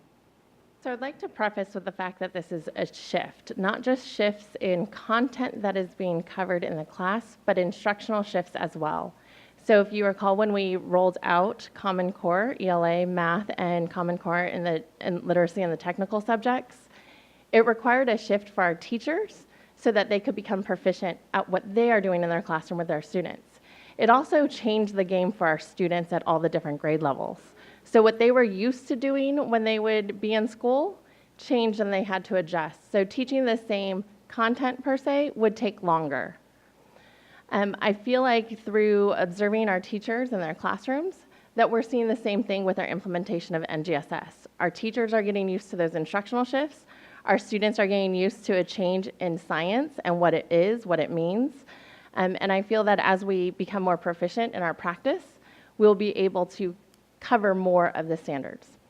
Additionally, when we say we're condensing 4 courses into 3, if you look at the architecture of the NGSS, there are only 3 disciplines in the NGSS: life sciences, physical sciences, and earth and space sciences. So it's in the eyes of the creators or the developers of the NGSS, which comprise of experts in the STEM fields, in education, chemistry and physics were combined into physical sciences. So I think it's hard to compare what our current course model is without taking in consideration that even those courses would require a shift in instruction. Additionally, with the phenomenon-based instruction, that is a lot of times where our earth and space sciences can be integrated, that those become the phenomena through which we explore the life science content or the physics or the chemistry. So we could explore what the chemistry is that's related to ocean acidification, as an example. Thank you very much. And also on that, just want to mention, our teachers have been operating with the implementation of the NGSS without instructional materials that are aligned to these standards. As we move forward with our course recommendation, we can equip them with curriculum that is aligned to those standards, which hopefully will make instruction a bit more smooth. Yeah, big point. Ms. Albiani? Just one more. Just one more. Can you give us some examples? Because I remember, the idea of changing the sequence of science instruction and, similar with math instruction is not quite new. So, Can you just, based on your research, can you give us examples off the top of your head of other countries or pre-NGSS other states that have used a similar sequence and structure? So actually, there's a movement in the nation to present physics first. There is an underlying understanding that the concepts of physics explain why the things of chemistry occur, and the interactions of the chemistry knowledge actually forms what biology is. And so if we start with the physics, it'll help explain the other sciences. In looking at the possibility of doing physics first here in Elk Grove, noting the different factors that were considered, it didn't seem feasible. Additionally, because of the coherency of the curriculum across the grades K-12, our students would be getting a level of physics or physical science education in 8th grade. And so then to have another year of physics seemed to create too big of a gap for our life science instruction. So our life science would come first, as that is the most tangible science, followed by the physics, which would be the more concrete compared to the chemistry. Ultimately, in the California Science Framework, which is research-based, as well as in the National Framework for K-12 Science Education, there really isn't a recommendation on the order of courses, because ultimately you should be connecting all the disciplines in every course that you're teaching. Thank you very much. Hi. So you were answering that. Do we have being done in other places, the three-course model? Where did we see that? Have we seen it done successfully somewhere? You're saying nationally, but I'm thinking California. So the California Science Framework presented 3 course models as potential course models for high school implementation. The National Framework proposed 4. Now, within the California Science Framework, as well as when the state adopted the standards, it was ultimately up to the LEA to determine how those standards would be implemented. So in early adopters of the NGSS, they were creating courses from scratch without really any guidance. When the framework came out, it proposed the 3-course model with integrated earth and space sciences, which is what our recommendation is, as well as the 4-course model, which most closely resembles what we're currently offering, and the fully integrated 3-course science model, where you would have every science every year, similar to our integrated math model. So in the California Science Framework, those 3 course models are very well explained. I believe there's over 100 pages in the framework dedicated to each of those course models. When we look regionally and throughout the state, the 3-course model with integrated earth and space sciences is the preferred high school course model. Locally, Folsom Cordova is already in their 3rd year, I believe, of implementing this course model. Twin Rivers, I believe, is in their 2nd year of implementing. Sac City just made the recommendation and will be moving forward to their board with the course model recommendation of the 3-course model. And San Juan is also at that stage as well, where they are recommending this model to the board. So it is the course model that is the prevalent one in our region as well as throughout the state. Thank you. Can you tell me how this changes what 7-8 science looks like? So based on the teacher testament about the increased rigor time, the format of those standards being pretty intensive in the courses that we already offer, now we are adding in the earth sciences, which could add in another layer. When we look at our current middle school course offerings that are currently being implemented this school year, which would be Science 7, Science 8, and Science 8 Honors, those teachers have already been rolling out the NGSS standards, life science standards in 7th grade, physical science standards in 8th grade, and then they've been following the model for Science 8 Honors, which is all of the content covered in 8th grade, as well as all the content that would be covered in 9th grade general science, all in one school year. Previous to now, those students who enrolled in Science 8 Honors were never assessed on the state accountability test for earth science. So there wasn't an accountability measure that all of those students were actually receiving the full 9th grade curriculum. So in the last 2 years, our middle school teachers have been trying to implement all of physical science for Science 8 standards, as well as all of the 9th grade, which would be the earth science standards. And they were finding it was difficult to truly cover 2 years of NGSS courses in 1 year. Knowing that it's a different rigor, there's a different emphasis on what our student outcomes are. It was determined that having a Science 8 honors in its current format really is not feasible and is not really doing justice for our students' learning. Okay. And if this course model is implemented, those students would have a pathway in which it would actually model more of what our current Science 8 honor students have access to. Our current Science 8 honor students would matriculate into biology as 9th graders, and then they would be able to access chemistry or AP chemistry as 10th graders. That pathway was only offered to students who chose the honors pathway in middle school. With this potential pathway, all of our students could have access to that pathway. Okay.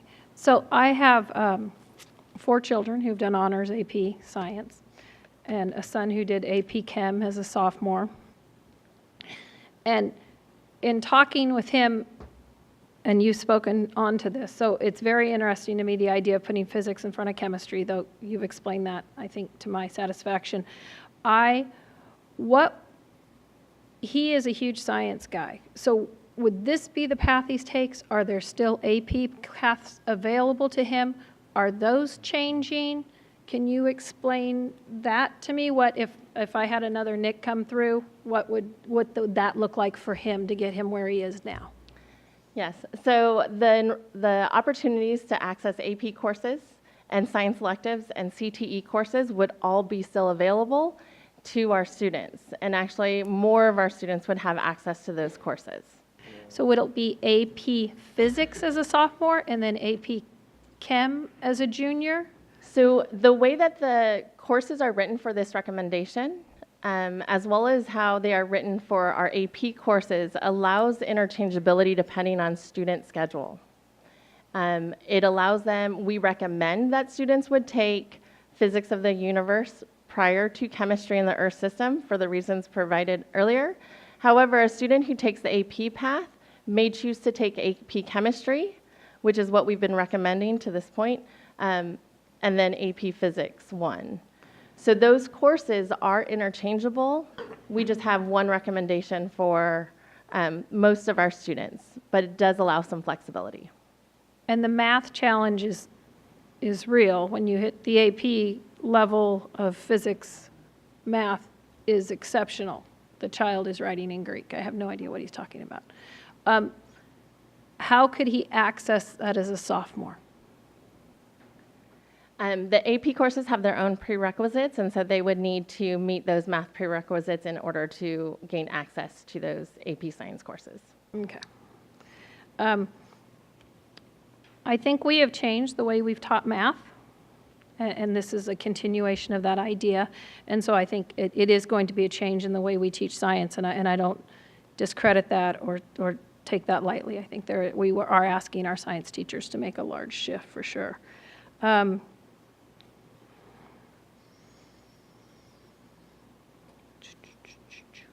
And I had a personal issue in my household when we rolled out math and changed everything at once. I took a child who's brilliant, laying on the floor telling me he can't do math in 6th grade because of the new way we did math in 6th grade all of a sudden. And he was straight A brilliant till 5th grade, and in 6th grade he was stupid. And those are not my words, and it's not true. But it's what we made a 6th grade child that is brilliant feel like. And what did we do to other children that don't have the gifts he has? He has different gifts, but math and science are one of them. So I appreciate the idea that we aren't going to roll this out. I would like to see these children have had a chance to be in our math program and to see this get rolled out in a reasonable progression and not expect our children that have been on this path to change their path at this point. So I want to recognize, I think that's something hopefully as a district we've learned. We need to carry through with what we've got going. So I think those were all my questions. Thank you.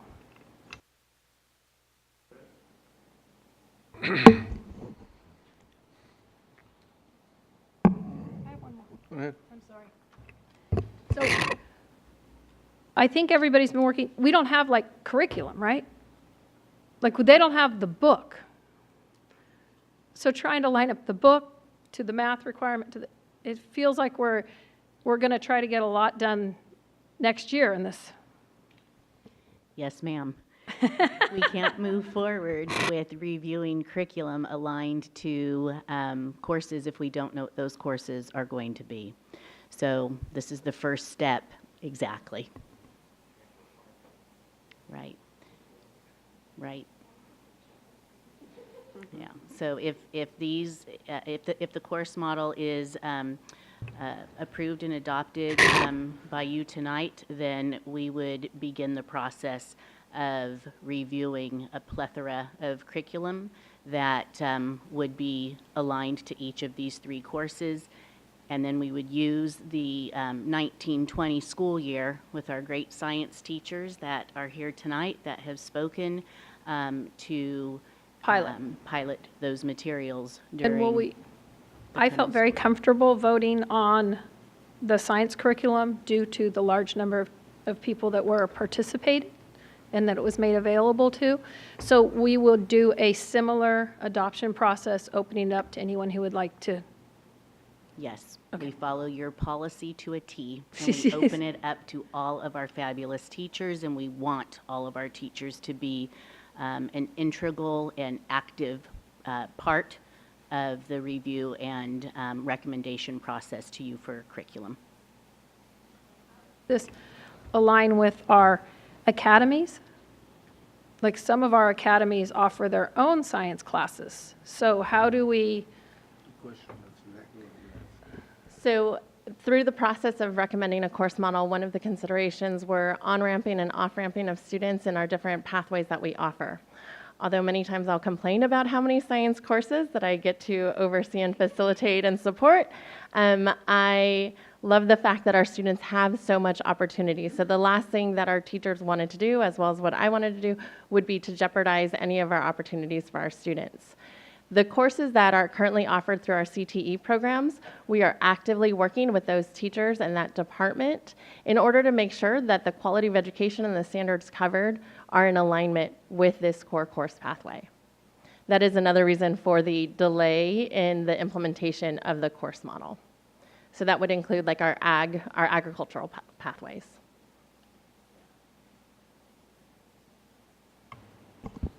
Sure. I love teaching. I know. I bet you miss it now. Yes. Okay. 3 main concerns. Very good report. Thank you very much. But there's a budget impact. Seems like that's missing in this report. The staff impact that was brought out by staff coming up here. How many of these staff are going to be affected? And also the student impact. You kind of touched on those little issues, but not very, kind of on the rim of it. So, what I've heard tonight, I heard that there's X amount of teachers who teach, natural science, what subject matters in freshman year? That you're going to implement on the sophomore, junior, senior year? That group of teachers, what's that training, retraining, and that credentialing process. So that's a big impact. I'm concerned. That hasn't really been explained. I felt like it was. And so, and what I see in the audience coming up here, teachers and that's been around the departments are very concerned about that. I am concerned about that transition. So the budget impact, so we're going to have to go back and do some retraining for these instructors. It's my understanding. Develop curriculum studies. So that's millions of dollars, as far as I could see.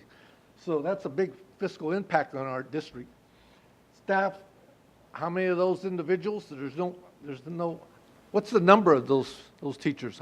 Can you tell me now? 40 to 50. 40, 50? So those individuals, what? 40 to 50 of those individuals. And again, there's the other issue, the union. We have to talk to the union impact. You know, No, we don't. what? No, we don't. There's- We do. We do. We have. We have. But we don't. We do, we have, but we don't. Well, we listened to their input. Right. We do, Okay. and we have. They were part of the committee. Okay. So, well, I didn't see that. I didn't hear that on that. Oh, okay. So anyway, so, yeah, and the impact, how students, so can you give more about special ed students? And English language learners, foster youth, economics, okay?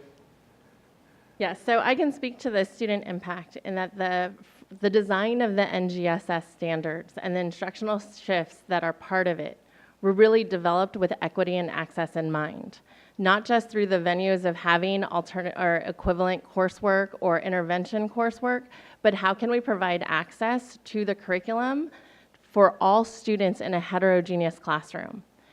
That was why it was so important that we brought in our middle school science teachers as part of these committee meetings. Our middle school science teachers have been very innovative and first, I would say, in the race of trying to get these standards implemented in their classes. And what they've seen when they have a heterogeneous Science 7 course, because that is the only one we offer in 7th grade, they have been able to see the successes of our students have access to the curriculum, not just by allowing our students who have special needs or our English learners or our foster youth or our socioeconomically disadvantaged, as well as our gifted and talented students, our honor students. All of those students were both equally challenged and brought into a classroom where they were able to participate and willing to participate. The view of our 7th grade teachers was powerful in making that decision for our 8th grade students about should we still continue to offer Science 8 honors to challenge students, and what was that challenge? And it was determined that the challenge and the rigor of the NGSS was sufficient to challenge the majority of our students.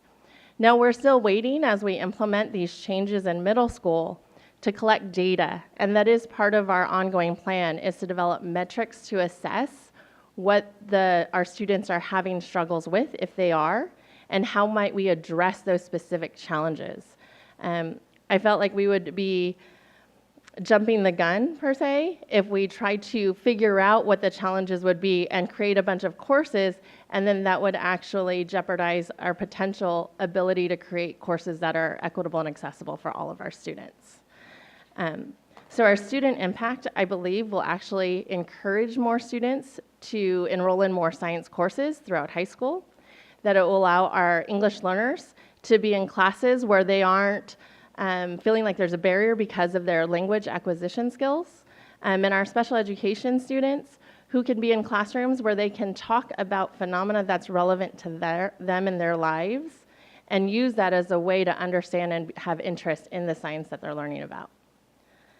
As far as the teacher impact and budget, I'm going to defer to my colleagues.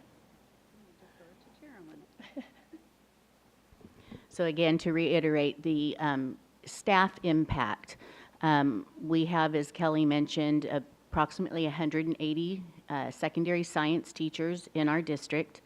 In working with our Human Resources Department and doing a cursory look at our teachers' credentials, we see that there's potentially 40 to 50 of our current educators that would have an impact.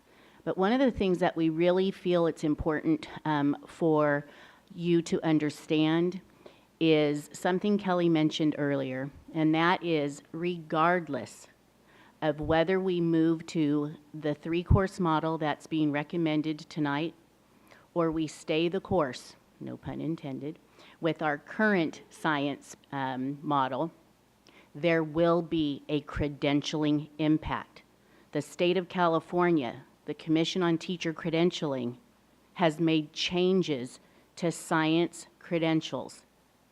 So regardless of your action tonight, we will have an impact for our science teachers.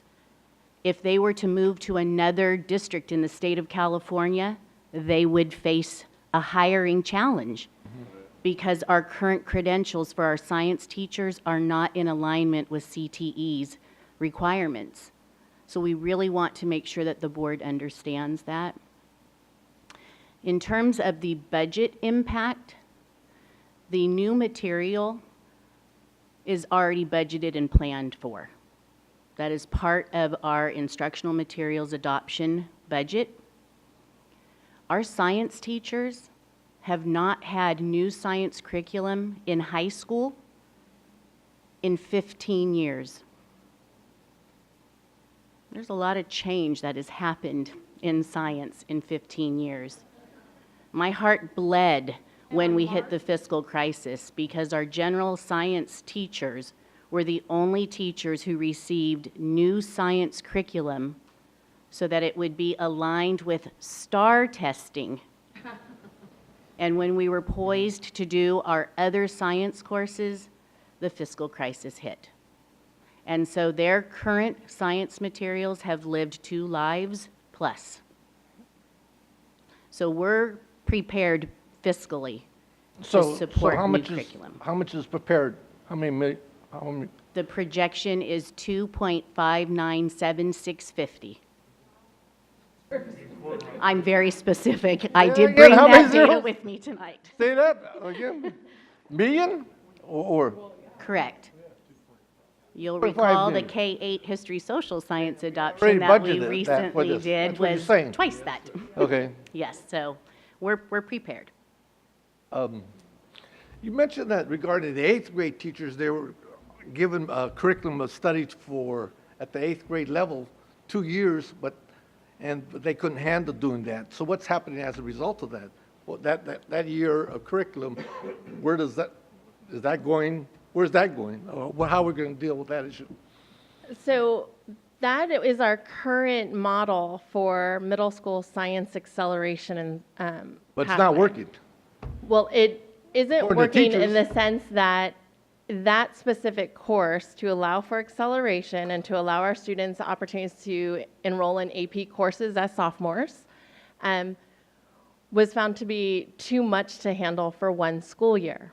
And when we looked at why do we have that pathway in place, the reasons that we could find through our research about allowing students more opportunities to access additional science courses in high school, by looking at this high school course model and changing to this, it would allow for that acceleration for our students. So our why for having Science 8 honors no longer was valid. And also, it required our families and our students to make a choice about science education at the conclusion of their 7th grade year, about what opportunities they would have when they get to high school.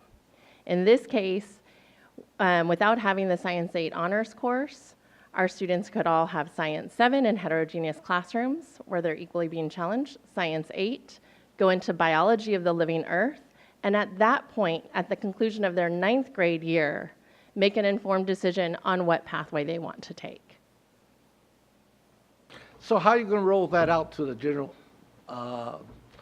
community? That knowledge that, hey, I have a 7th grader that he's going to have to make a decision by the 7th. We don't anymore. What?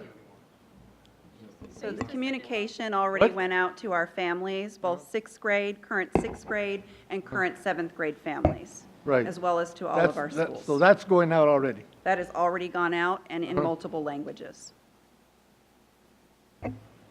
Already gone out? Already. Dang. So you assume that we're going to approve this then, or what? So the 8th grade honors science course is not directly connected to your potential decision tonight. We would have made that decision no matter the outcome. Oh, okay. But, you know, I thought we were in the process of having all this academic flow through, you know, through a variety of academies and also from, you know, elementary, middle school, high school, and then, you know, the junior colleges. So we already worked out the junior colleges, looks like, and the UCs and state colleges. Yes. and getting their okay and all that stuff, right? That's what I seen. It's on the presentation. Right, I seen that. Yes, So we do that's not- all honky-dory okay. Yes, right? we do not ask the UCs for approval of the work that we are doing. We research what they are recommending Mhm. so that we are prepared to prepare our students. So none of our students will say, hey, you can't come to my school because you don't have these particular classes or credits. You could guarantee us that they will have enough units to graduate and apply for all these different schools. Yes, we can guarantee that we are providing opportunities for our students to make the decisions that they want to make for their future pathway. Okay, that's good. Thank you. Thank you.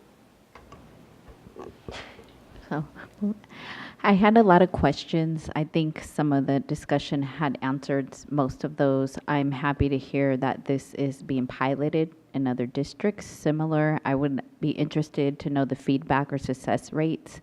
There's a couple things that stood out to me in the presentation, as well as the board communication that we received on the curriculum that I felt was critical. One that you keep going back to is exposure. So students being able to have that early exposure to different subject matters or areas regarding science was critical. And then also the fact that there was no accountability previously or measurement to the accountability of courses. So I always sit up here with my board member hat on, but I also wear that higher education hat, being a community college counselor.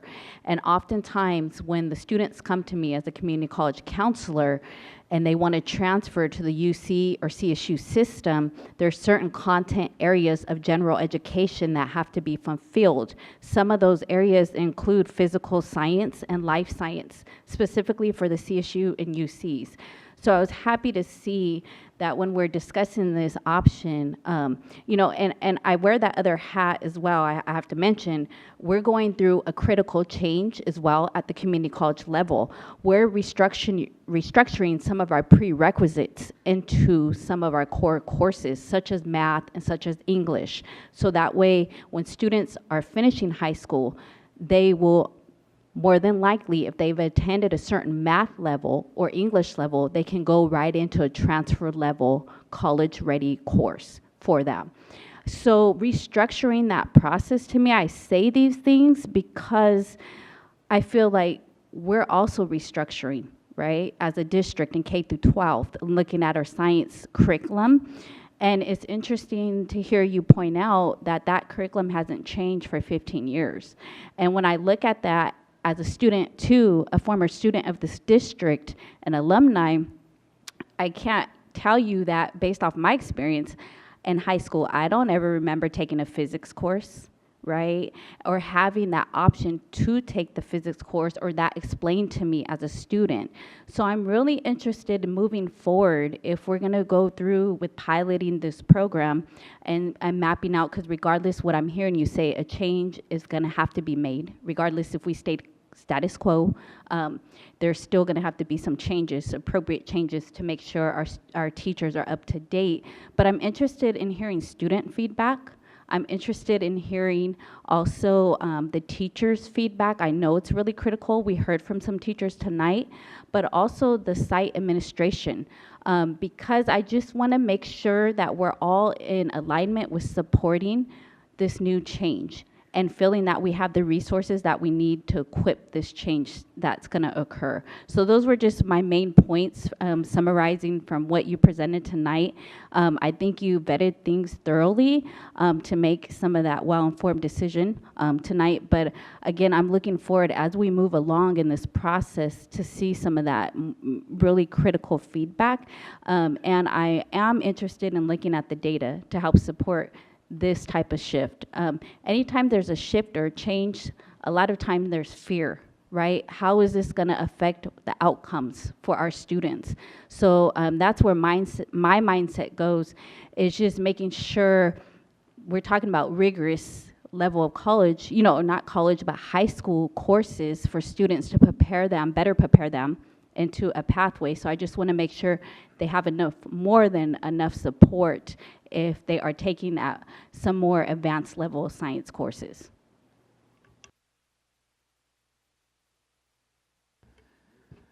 Well, first of all, I want to thank all of my colleagues for all of those excellent, excellent questions.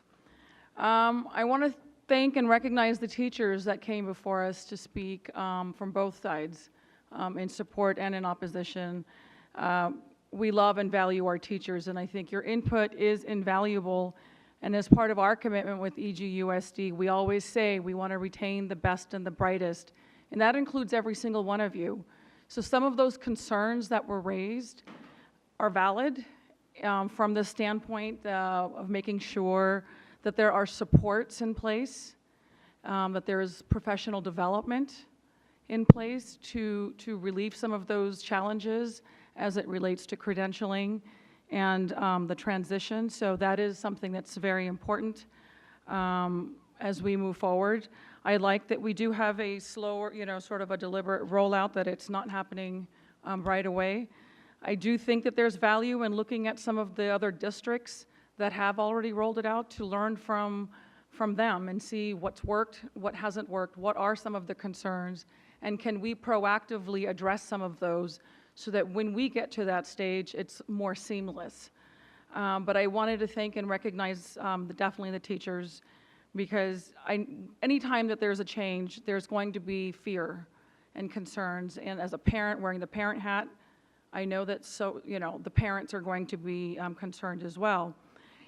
In the report, it was mentioned, we talked about all of the positives and then what some of the concerns were, and it was mentioned accessibility of the courses to all students. Is it just accessing the courses, or is it really ensuring that the students are successful? Can we talk a little bit of what does that actually mean? Success in the curriculum versus just everybody has access to it for the most part, minus, if you have the prerequisites, but we want to ensure that they're successful. Right. As I mentioned before, the equity lens was really one of the things that we incorporated throughout this process. And when we looked at what did equity and access mean, we did look at those different levels regarding, well, how can you address equity and access when you're talking about master scheduling, or how can we support counselors and teachers in making sure that our students aren't arbitrarily placed in classes. We also talked about not just opening up access by breaking down those barriers and looking at, do we really need higher level math prereqs, but also now once they're in the courses, what are we doing instructionally to provide access every day for our students to the content? And that's really where our instructional shifts come in, and that phenomenon-based relevant instruction, that every day we're providing a reason for students to engage in the learning. And also really looking at the different modalities that we provide instruction, that we're really engaging in supporting our teachers in actively doing student discourse in their classrooms, assessing our students in different ways. So those are all elements that we're looking at as we move forward, regardless of course model, regarding the metrics that we gather to assess our science program, and where can we support our students and where can we support our teachers. Okay, thank you. I believe one of the teachers asked this question, but I think I certainly would like to know, do we have enough teachers to teach the new framework? Is this something that we're concerned with and being able to proactively address it through that professional development and the supports and so forth? Yes. Another point was raised on impact to graduation rates. Do you actually see that being an issue?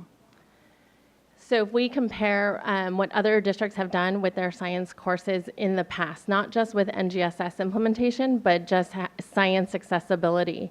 In districts locally that have removed an alternative 9th grade course. So for example, in some districts, it was your college track students were going to be taking biology in 9th grade.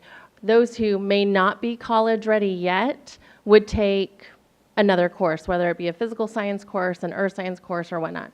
School districts in Northern California that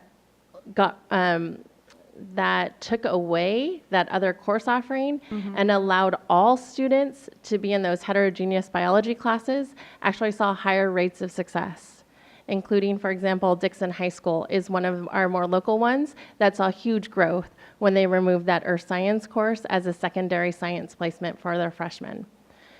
So looking and seeing at how it might impact graduation rates, we're really looking at how are we making our students be engaged and motivated to learn the science in ninth grade. Ninth grade presents its own challenges across curricular areas, not just in science. And so we've seen biology be taught successfully across the country, across the state. And I'm confident with our high quality teachers here that we can do the same. Great, thank you. Well, I'm certainly hoping that some of the teachers that had concerns, that through this deliberation process and your presentation, that it alleviates at least some of those concerns. And then hopefully as we roll this out and learn more from some of our other districts, that those concerns would be addressed. Because that, we say 40 to 50 would be impacted out of 180. I mean, I actually think that's a very large number. That's no small number. And so, absolutely, but it's not a small number. It doesn't matter, but it's still a number that I want to ensure that we're successful in the rollout and making sure that our teachers feel supported and have the professional development needed as we move forward. Thank you for that great presentation. Thank you. Thank you. My colleagues have said a lot up here, and I'll just kind of quickly recap a little bit. The equity part of it, we were concerned you addressed that. I appreciate that part of it as well. And the credentialing part of it is CTCs. They're aware of this, of what's going on, and making adjustments with the credentialing program. Is that correct? On that too, looking at it. They talked about the timeline, where we want to make sure all our teachers are up to speed, and I think we're going to do a good job in that area. As a veteran board member, we're not going to leave our teachers out where they're not qualified to do the work and do the job. The feedback we talked about, we'll make sure we can look at other districts to see where we are, or see where they are, how we can improve upon it as well too. Yeah, I was really encouraged. We have 9 comprehensive high schools, and we had 2 here tonight that had concerns. And I have no doubt that Elk Grove and Monterey Trail can come up to speed with this. Those are veteran teachers back there, and I feel that you'll pass those tests pretty easy to move forward with this new adoption. So I'm encouraged on that. Out of 9 high schools that, we had the 2 here with concerns, and I think we've addressed a lot of those concerns. I have no doubt that will come up to speed. Yeah, I was here 15 years ago when our last adoption, and it's time, in my opinion. We've got to move forward, and I'm encouraged with the equity where when I heard Dr. Crystal Martinez-Soleri indicate, she was taught in this district and didn't have the physics part of it. So right there, it tells you something that kids now will be exposed to a lot of this. Is it a challenge for all of us? Yeah, it is. It's something new, but I think we come out of the block strong. We'll finish the race on that. So I appreciate that. So with that, we'll go ahead and have a motion to approve the proposed 2020 funding priority, the high school science course model pathways. So moved. I move for, okay. Go ahead, whatever. I move for approval. Second. Been moved by Mr. Fortuna and second by Ms. Bobby Singh Allen. All those in favor? Aye. Those opposed? Motion carried. Thank you. Thank you.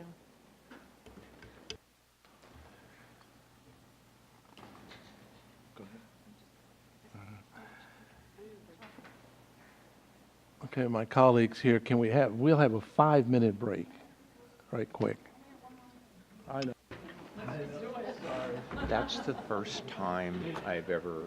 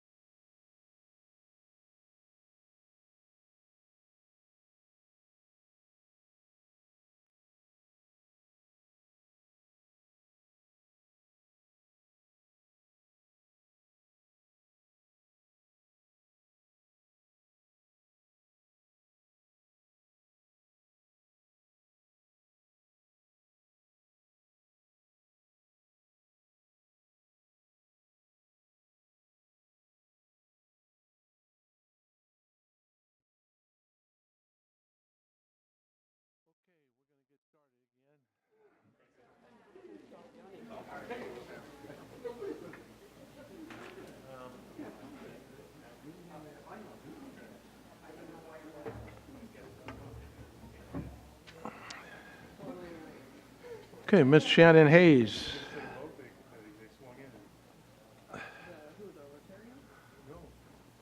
And we have the budget priorities, 2019-20 budget priority.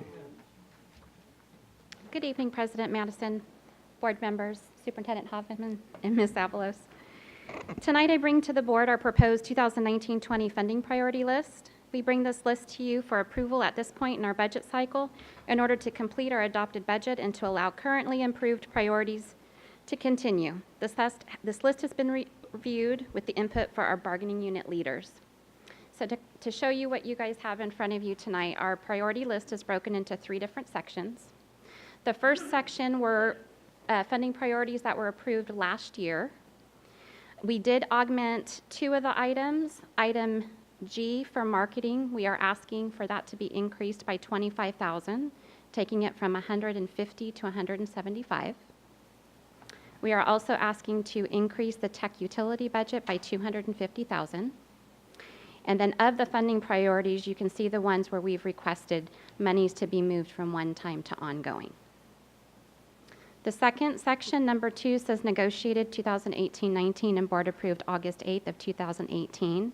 These were board approved priorities for custodians that was funded over a 2-year implementation model. The first 14 positions were advertised and flown January 1 of 2019. The other 9 are being added effective July 1st. So those 23 positions will run on a one-time basis through June of 2020. Item B is the K-3 class size agreement. Yes. Say what you just said again, please. For the custodians? So the custodians, we approved 23 positions. 14 of them were effective January 1 of 2019, with an additional 9 effective July 1 of 2019. So you'll have 23 for the 19-20 school year. Okay. Did I hear you say for one time? For one time. That's the part that I object to. Go ahead. So that was what the board's action was on August 8th, and that's where we're at today. So then our class size reduction, our overload MOU with EGEA was a 2-year agreement that the board took action on of May 2018. We are requesting that $500,000 of the $2.4 million be moved to ongoing. Then section 3 are funding priorities that we moved to categorical funding. So the district does have new categorical money where these funding priorities do qualify. So we have those 3 items, AVID materials supplies, AVID coordination, and PBIS that we have moved to a combination of Title IV and low performing block grant. So of those items, we are requesting that the board take action to approve $5.2 million in one-time and additional $1.2 million in ongoing for a total of $6.3 million of additional funding priorities to be added to the 2019-20 adopted budget. And with that, I'll take Questions any from the questions. board? Ms. Singh Allen? No, I don't really have any questions. Looking forward to having another round of budget priorities with our board in August, but it's pretty straightforward. Thank you. Thank you. Anyone else? Mr. Go ahead. I don't have questions per se, because I know we thoroughly discussed this at the board workshops, and then my understanding is during that time, if we were able to allocate one time to ongoing, we were doing so for specific programs. So this, to me, is a repeat of what's been presented to us previously, with now moving forward with designating the funds to that. That's correct. Mr. Perez? Okay, the supplemental concentration, it has the Y, yes, I guess. Mm-hmm. And, it starts with D, honor and advanced placement support, all that to F. So all that, and then all the way down to H, to J, and then further to 3 funding priorities into categorical. So that's supplemental concentration, and it's going district-wise. That's correct. Right? That's correct. And you mentioned the reason why they're colored outcomes can be measured and we know it's working on the yellow one. That's correct. So I'm wondering if we have LCAP and we have outcomes as a result of LCAP money, funding, don't we have outcomes for that? What, and some of these are not yet. Yeah, so, well, no, that's true, but there's some things that are a little more challenging to measure, and we're still working on. So the idea of middle school athletics. So we know it's happening, and so we could say that we have a measurable in place in the number of teams, but it's a little different animal than the pieces that we have built in here as actual metrics built into our LCAP. So everything that's in our LCAP, everything that we're doing doesn't show up in the LCAP. The LCAP covers components of what we do, but the entire general fund isn't there. And so where we have metrics built into the LCAP, these are the items that you see highlighted here are things that are specifically in the LCAP, but we don't have athletics, middle school athletics as an item directly in the LCAP. And again, measurements with regards to that is a little bit more challenging or maybe super easy because you could just do it with numbers of kids, but it's not something we have a metric built in yet. Okay, well, I'm speaking in particular to the concentration and supplemental funds. So, because the fact that for a fact, we know that that money comes from the LCAP. No, it comes from the LCFF. LCFF, right. And we do our LCAP to implement, and we fund that through the LCF funds, correct? The LCAP is a plan that shows how we allocate a portion of our LCFF, but not the entire LCFF. So anyway, It tells our story. tells our story. But yet, on this, I know for a fact that summer school extended learning has an impact on our students' enrichment in the summertime. So I was wondering why it is not, that isn't yellow. That's probably a reasonable question. Reasonable. Yeah. I know for a fact that research will tell you, I would bet that. But research will say, but then the actual metrics, we're going to do a deep dive into how we do summer school and extended learning, so that we can better. We're not satisfied with the metrics that we have in place to really tell us that we're spending those dollars in the absolute most effective way possible. So we're not giving ourselves a check mark in that area yet because we have more work to do, and we have a committee that's working right now to do that. So we haven't given ourselves a passing mark to say in that area with regards to metrics. We measure number of units that kids have completed, a number of hours kids participate in, but we're not satisfied yet that we clearly understand the impact of that work. Okay. And then we have over here also school attendance improvement program. That's all just general fund monies for that particular program, correct? Correct. And high school athletic training.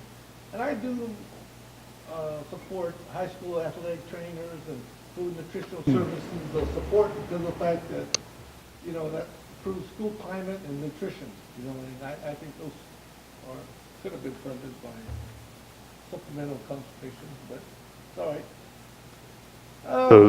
So totally, how come we don't have the total dollars on the bottom there we spend on supplemental consultation?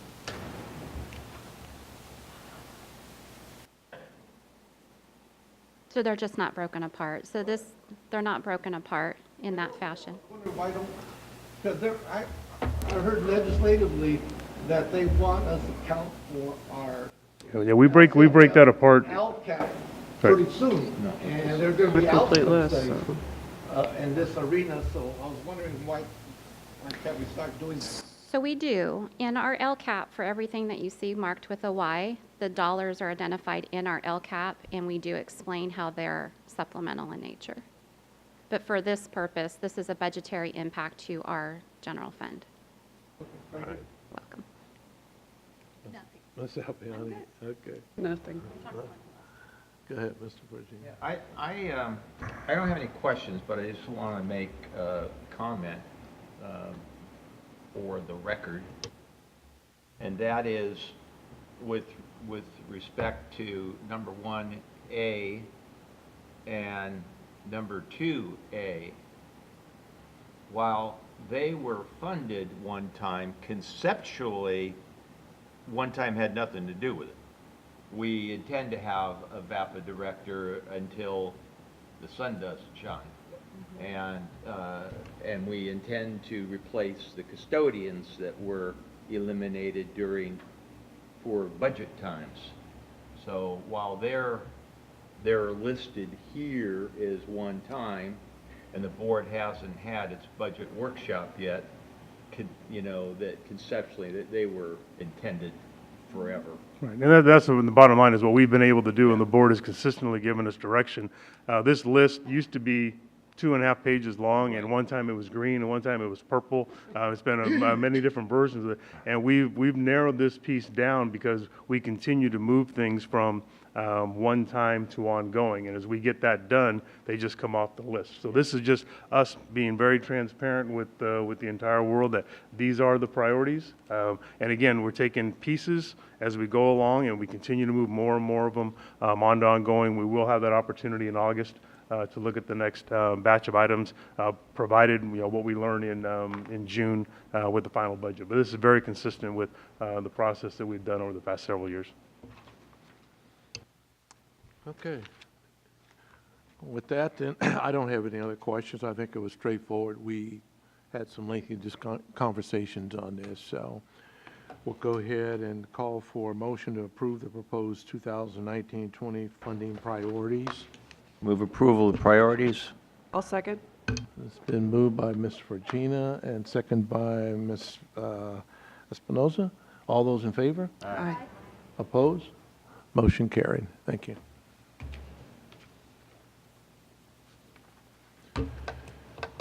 Okay, board member superintendent's reports, organizations, committees, any reports? Ms. Bobby Seattle? I have one committee report. Ms. Chaitis Espinosa and I met with the superintendent and Rob Pierce on the Ledge Committee we had 3 talking points: the rationale for the legislative subcommittee, example of legislative guidelines, discussion of work moving forward. Basically, we talked about a process to keep the board updated on key legislation, not all bills, but the most important ones as it relates to our district, what that might look like. A process also for how we either sponsor bills, support bills, or oppose bills. And then just, identifying what those key bills are and to ensure that we're all involved in that process. And also some of the talking points and maybe some of the, to borrow Tony's phrase, data sets as it relates to some of the legislation and information that we share out so that we would be included in that, on the receiving end of some of those important pieces of information. So it's not laid out just yet. The superintendent's going to come back to the Ledge Committee with a process, a proposal, if you will, of what that looks like. But so we had our initial meeting, and this is kind of what we discussed. And if I've missed anything, I'm sure Ms. Chaitis Espinosa will fill the void. Good, thank you. I just had a minor report. I attended the California Schools Board Association Directors at Large meeting, and so we discussed some of the president's reports, some bylaws and passages to the committees, and then we'll be given an update to some of our directors. They will be given a regional meeting soon to the delegates that were appointed by the districts. So another thing that we helped to create with the directors at large for each of the underserved or underrepresented representative populations, such as we have a director at large, African American, Asian American, Native American. We had drafted a news article that will be going out soon addressing implicit bias in different districts and regarding our specific populations. So we hope that will be coming out in the upcoming month. So just wanted to report that. I will be meeting this week again with CSBA, and then we have a regional meeting that's coming up this weekend on Saturday. Good. Thank you. Very good. Anything, Mr. Perez? Or? Nothing to report, but I did read some very influential articles in the No, Sacramento. no, this isn't reading now. This is reports. Okay, no reports. Okay. A couple of things, well, just one for this item.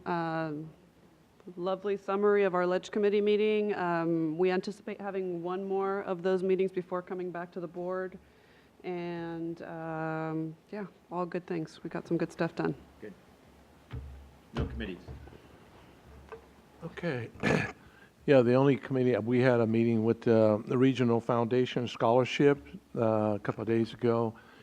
And we look forward to seeing everybody out, I think, May 2nd, to the awards of our scholarships and a dinner with parents. So Just one note, I did want to say thank you to State Superintendent Thurman for coming and visiting Valley Yes. High School Yeah. this week. He had the opportunity to meet with the IYT team and kids, and he just didn't want to leave. Yeah, he was so comfortable he was out there. He engaged, really was. and I think we will be seeing him again sometime soon. So just appreciate his time. I think the kids really loved him too, just how he interacted with them, so it was nice to see. That's how I feel when I visit IYT as well. So. Yeah. Okay, other items on the floor? Yes. Just had one. I just wanted to announce that Consumnes River is having their Los Rios district-wide American Indian Student Achievement Celebration, and it will be on Thursday, May 9th, and that's open to the public, and it'll be at 5 to 8 p.m. in the cafeteria. So all of the different colleges in Los Rios, Folsom Lake, Sac City, Consumnes River, and American River, we're hosting this annual recognition ceremony for the Native students in the district. So all are welcome to attend. Thank you for that. Okay, with that, we'll adjourn the meeting at... I have something. Just a couple quick notes. I want to give a shout out to our foster youth services staff for another fabulous Diamond Awards, they call it. It's the academic recognition event, dinner and ceremony for our students in foster care, and I swear they up their game every year. Everything about it, production value, organization. It was just a great event. Very powerful keynote speaker, the musical stylings of Mr. Cerruti, so it's hard to top. I don't know what they're going to do next year. And also just a heads up that Ms. Albiani and I have another date with the CSBA Equity Network this weekend, so Friday and Saturday, that's what we'll be working on. Good. Fantastic. Oh, with that, we will adjourn the meeting at 20:30 hours. Thank you.